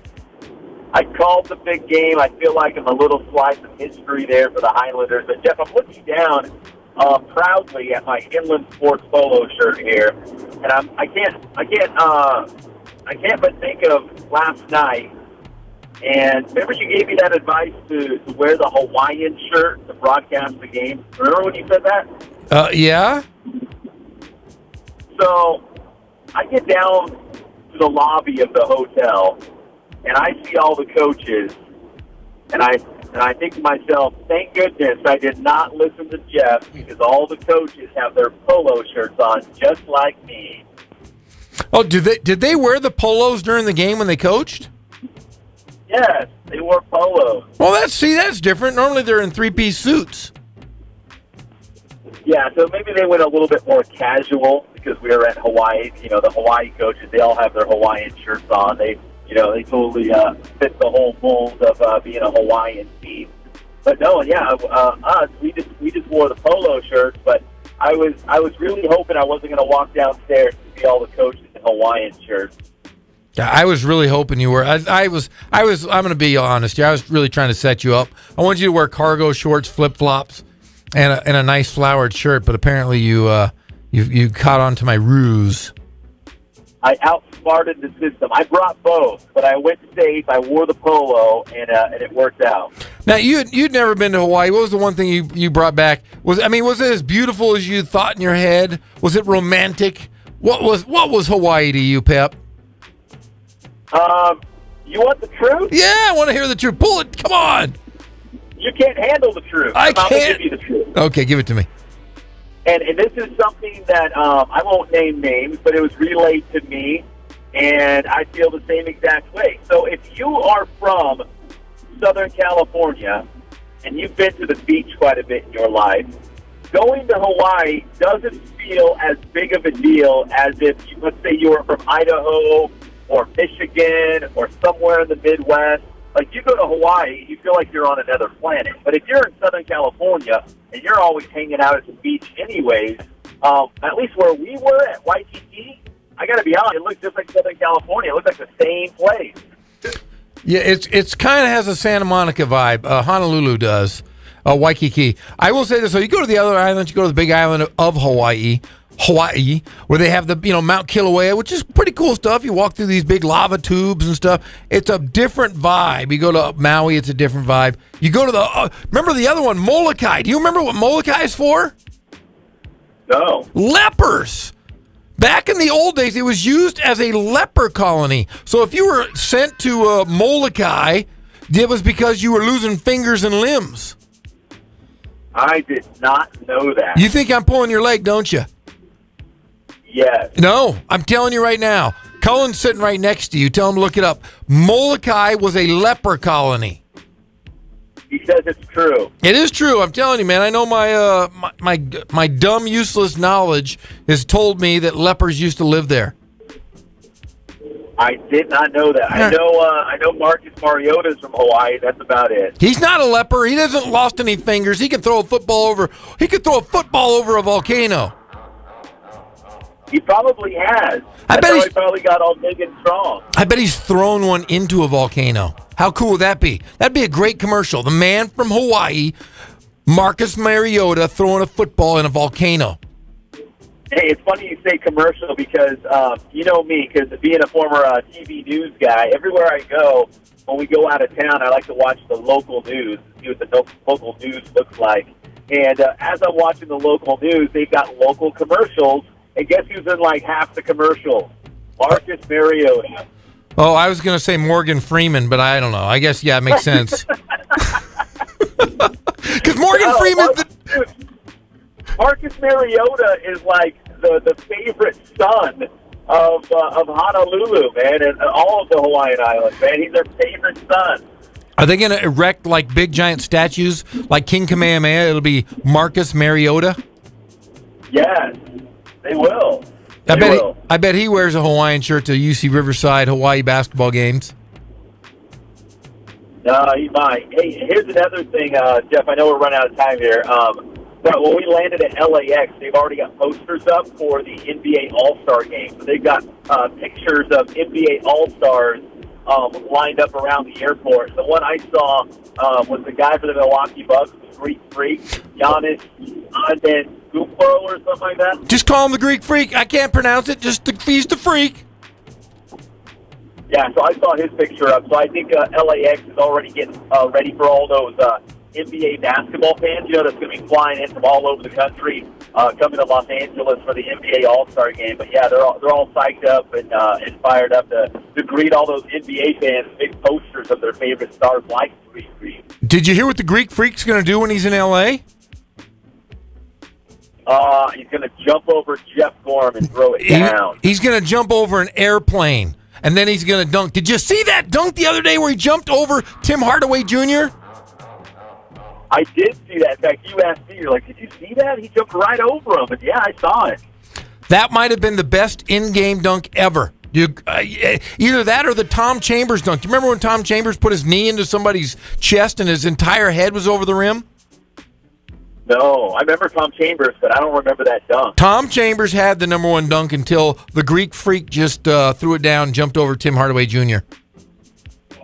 What about Vince Carter when he jumped over that guy in the Olympics? I believe he was from France. Oh, yeah, that guy was like 6'8", too. He was tall. The guy he jumped right over. He jumped right over him. I was never a Vince Carter fan, though. Half man, half amazing, man. He's on the Sacramento Kings. What's not to like? No, I don't know. I'm telling you, the Greek Freak is probably my new favorite player in the NBA. Behind Vince Carter. Nope. Hey, you know what? Here's the funny thing about Vince Carter real quick. He's the oldest player in the NBA, and the youngest is our own Ike Anigbogu, the Centennial High School product with the Indiana Pacers. So we got the oldest guy, my guy, Vince Carter, and also on the flip side, the youngest guy, the Inland Empire guy, Ike. Yeah, I just want to know this. Why is it that you always go to these guys with names I can never pronounce? You just went Greek Freak, which you can't pronounce. I can't pronounce his name. Then you said Anambogu, which is one of the hardest things. You went Mariota. Give me some of those Polynesian football players you always give them to me, the great ones. Get ready, Jeff, for Iane Talamaivao. Get ready, Jeff, for Solo Vaipulu. Solo Vaipulu. Ho, ho, ho, ho. Lokini Toa Iloa. Manu. Wait. Solomon Iosefa. That's not really. Or Manu Malua. Stanton Manu Malua. I love it. Well, Pep Fernandez, I'm going to see you tomorrow. You take care of our son Cullen Holt. He's our mixture. He's got my good looks and your shortness.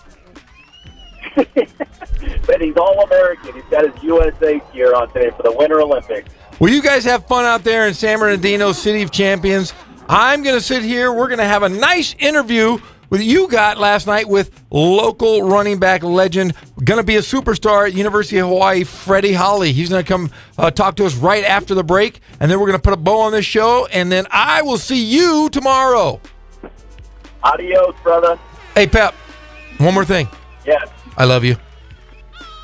I love you, too. Yeah, I knew it. All right, buddy. We will be right back here on the Endless Sports Show on Fox Sports, 1350 AM. But the worst thing I ever done.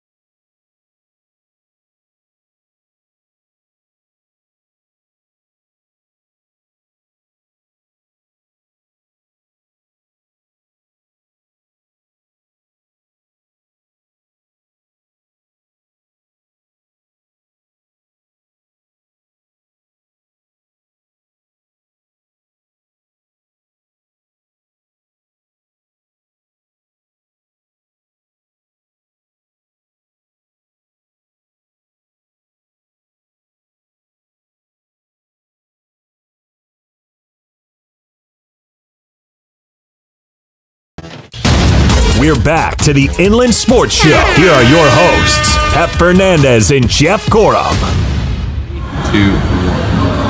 All right, welcome back to the Inland Sports Show on Fox Sports IE 1350 AM. We are in Hawaii, and we caught up with Hawaii running back Freddie Holly. I know everybody in the Inland Empire remembers Freddie Holly, star running back, of course, for the Norte Vista Braves. And Freddie, my first question for you, as we were talking off camera, was, are you loving Hawaii, man? It's a different world out here. Yeah, it's way different, man. Great people, great food, and just a great environment. It's great to be out here. Everything's convenient. You got beaches like 5 minutes away, so that's a good thing. But it's great. I love it out here. Now, I remember, I think it was the previous season when Hawaii had like a game in Australia, and then Michigan. Please tell me you guys don't have a wacky schedule like that again, right? Nah, this coming. Well, actually, since we're so far, obviously we're not on the mainland, so it's like everywhere we go, even to go to California, I think that's the closest thing. So it's 5 hours plus.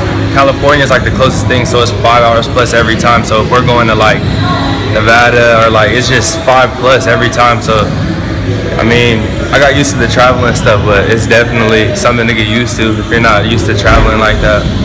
Yeah, I was gonna say, I think it took us like 5.5 hours on a plane. I think that's probably about normal, right? Yeah. So, have you gotten used to that? I mean, that's a long ways to go. Yeah, exactly. I try to I tell everybody that's new to traveling, like if you're coming to Hawaii, try to watch like 2 to 3 movies, some games on your phone. Try to stay busy because it'll burn you out. 5 hours is a long time. Do you get home often? Do you get to come home and see your family? Not as much as I would like, but I mean, I feel like it's good for me though, because when I do go back, I miss some more, and we enjoy the time way more. You appreciate it more, yeah, right? way more. So when you're back in the Riv, what are some things you got to do? Is there a place you like to eat, or places you like to go that you kind of miss when you're in Hawaii? I go to Foha a lot, that place, and then I'm just with my family, basically, and like my closest friends. That's basically what I'm doing the whole time. Working out, training, obviously, that's a must. But yeah, seeing my family and just spending that quality time when I could with them. Well, now let's talk a little Hawaii football too. And you know, what are you going to be a sophomore now, right? Yeah, I'm ready to be a sophomore. Exactly. So is this going to be the Holly train this season? Exactly. Is that man, yep, they've been holding me back a little bit, but my time is finally coming. I'm ready, so exactly. It's just time to get to it now. Like, my opportunity's here and stuff like that, so I just gotta embrace it and run with the opportunity and don't look back, basically. Now, I remember even going back to your Ramona days as a freshman. I mean, you've always been like the guy. You got to Hawaii. Was it tough to be patient and wait your turn? Because I mean, this is big time Division I college football. You know, there's a lot of studs out here. Yeah, that's true. It was something to get used to, because obviously everybody's good, and I learned too, like a lot of the players that aren't playing, like in my situation, it wasn't because I didn't have the talent, or like it's like the tiniest step that separates you from playing and not playing, like pass protection. Like, okay, yeah, we know you can run the ball well, you could catch well, but is your mental up to par with everybody else's? Can you read coverages and just little small stuff that'll like have you sitting on the sideline or sitting in the game, like getting a lot of reps. So you've learned a lot of stuff, it sounds like, on the fly and in practice and stuff. How do you think, I mean, obviously Novi's a great program, and Coach Matt Dorf, we love those guys, but what are some things that you've learned here at Hawaii that maybe you just didn't know at the high school level?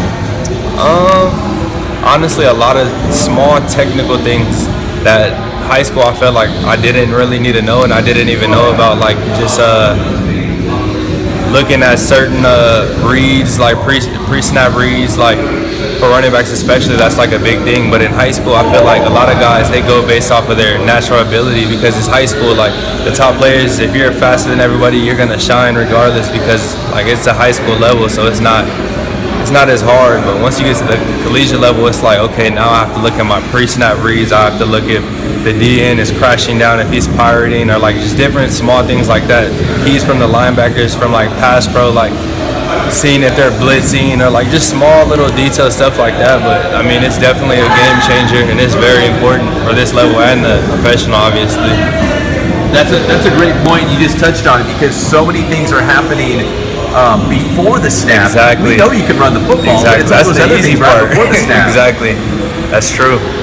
We're talking with Freddie Hawley here, former Norda Vista High School running back, now here at the University of Hawaii. Yes, sir. On the Inland Sports Show, Fox Sports IE 1350 AM. Hold on, Freddie, I got more questions for you. Yeah. I'm not gonna let you off the hook. That easy?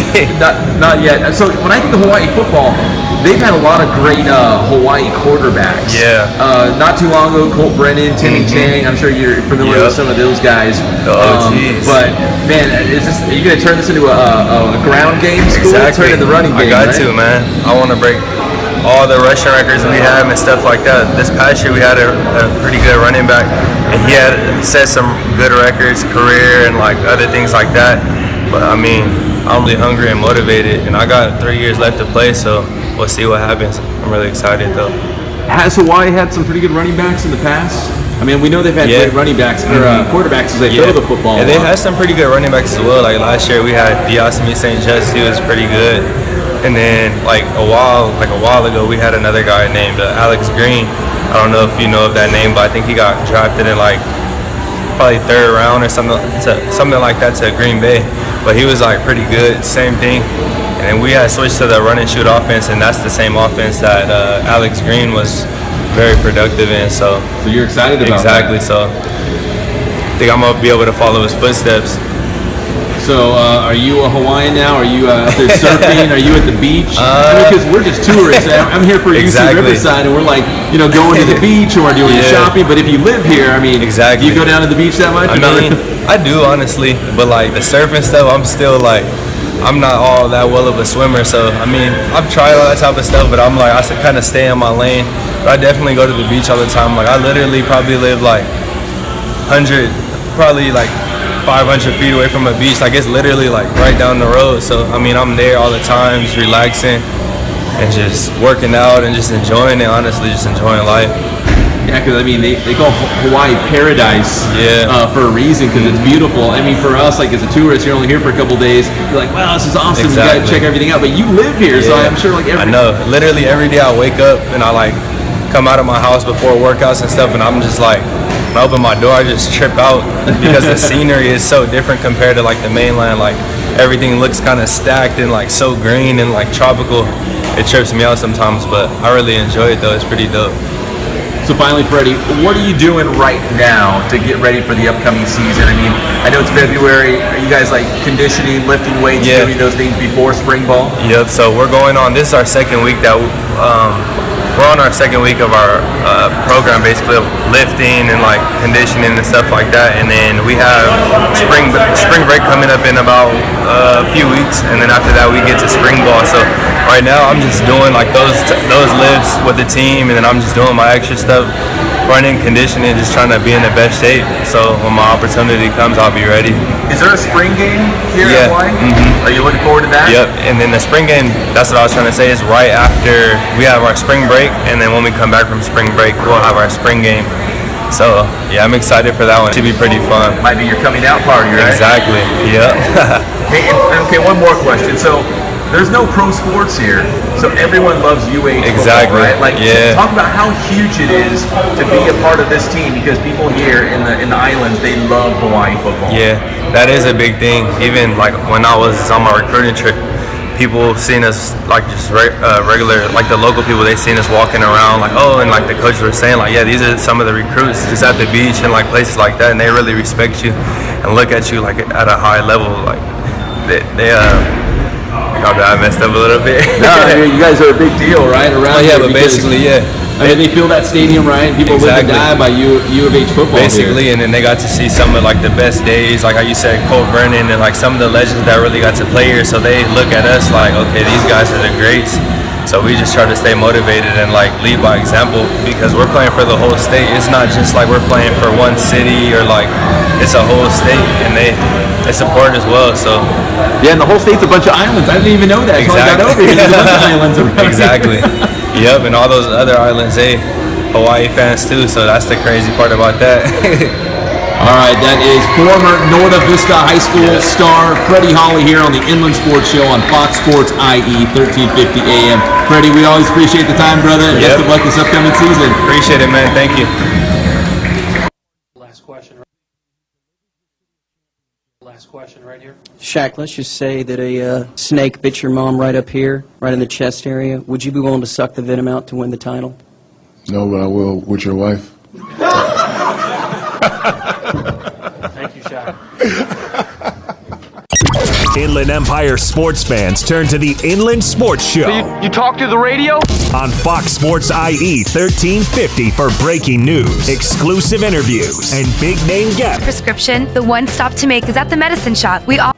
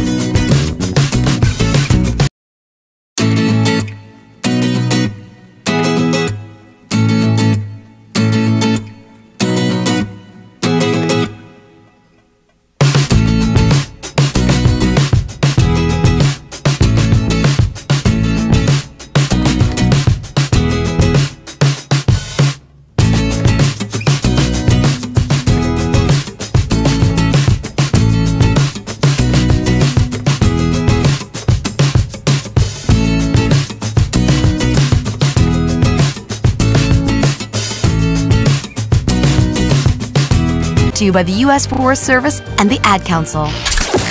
From the Cold Star Ice Studios, it's Fox Sports IE 1350 AM, KUBE, Riverside. Would you say I have a plethora? Oh, yes. You have a plethora. We're back to the Inland Sports Show. Here are your hosts, Pep Fernandez and Jeff Gorham. This is Fox Sports 1350 AM, and we are the Inland Sports Show. We are the show of record here in the Inland Empire. We are here every day, Monday through Friday, 3 to 6 p.m., and we are here for your entertainment as well as a little sports news with Pep Fernandez and myself, Jeff Gorham. Greg Holla is on the board. We ended another great show here. Pep is back from Hawaii, but we couldn't do it without our sponsor, Spoiled Quick Quality Oil Change. You'll be spoiled by their excellent customer service and great prices. Check them out off Alessandro Boulevard. And Ken Sporting Goods, they've been in the business for more than 40 years, taking care of all of your sporting gear needs. They will give you Letterman's jackets. They will give you bats. They will give you balls. They will give you gloves. Check out kensportinggoods.com. And Boost Performance Training. Athletes of all levels need to check out Boost Performance Training in Corona. Coach Ray Bass and his team bring experience, passion, and commitment to grooming great athletes. Check out boosttrainingsystems.com. Remember, the first strength and speed class is always free if you mention my name, the Big Jeezy, Jeff Gorham. Small group sessions only, maximum of 12 athletes. And finally, Catalano Motors in Corona. Buy, trade, finance a new-to-you car or truck. You have high expectations when buying a car? Let Catalano Motors meet and exceed them. Committed to excellence, it's Catalano Motors, located off Temescal Canyon Road in Corona. If you'd like to sponsor an Inland Sports broadcast, send us an email at inlandsportshow@gmail.com. Well, that will do it today. Tomorrow we have the great, legendary, the scribe, the fossil of the Inland Empire and the Press Enterprise. Jim Alexander will come in and bless us with his latest stories and news from the Inland Empire. Well, that'll do it. I'm Jeff Gorham. He's Greg Holla. Pep Fernandez out in San Bernardino. This is the Inland Sports Show on Fox Sports 1350 AM. Good night. In case I don't see ya. Good afternoon, good evening, and good night. Inland Empire sports fans turn to the Inland Sports Show.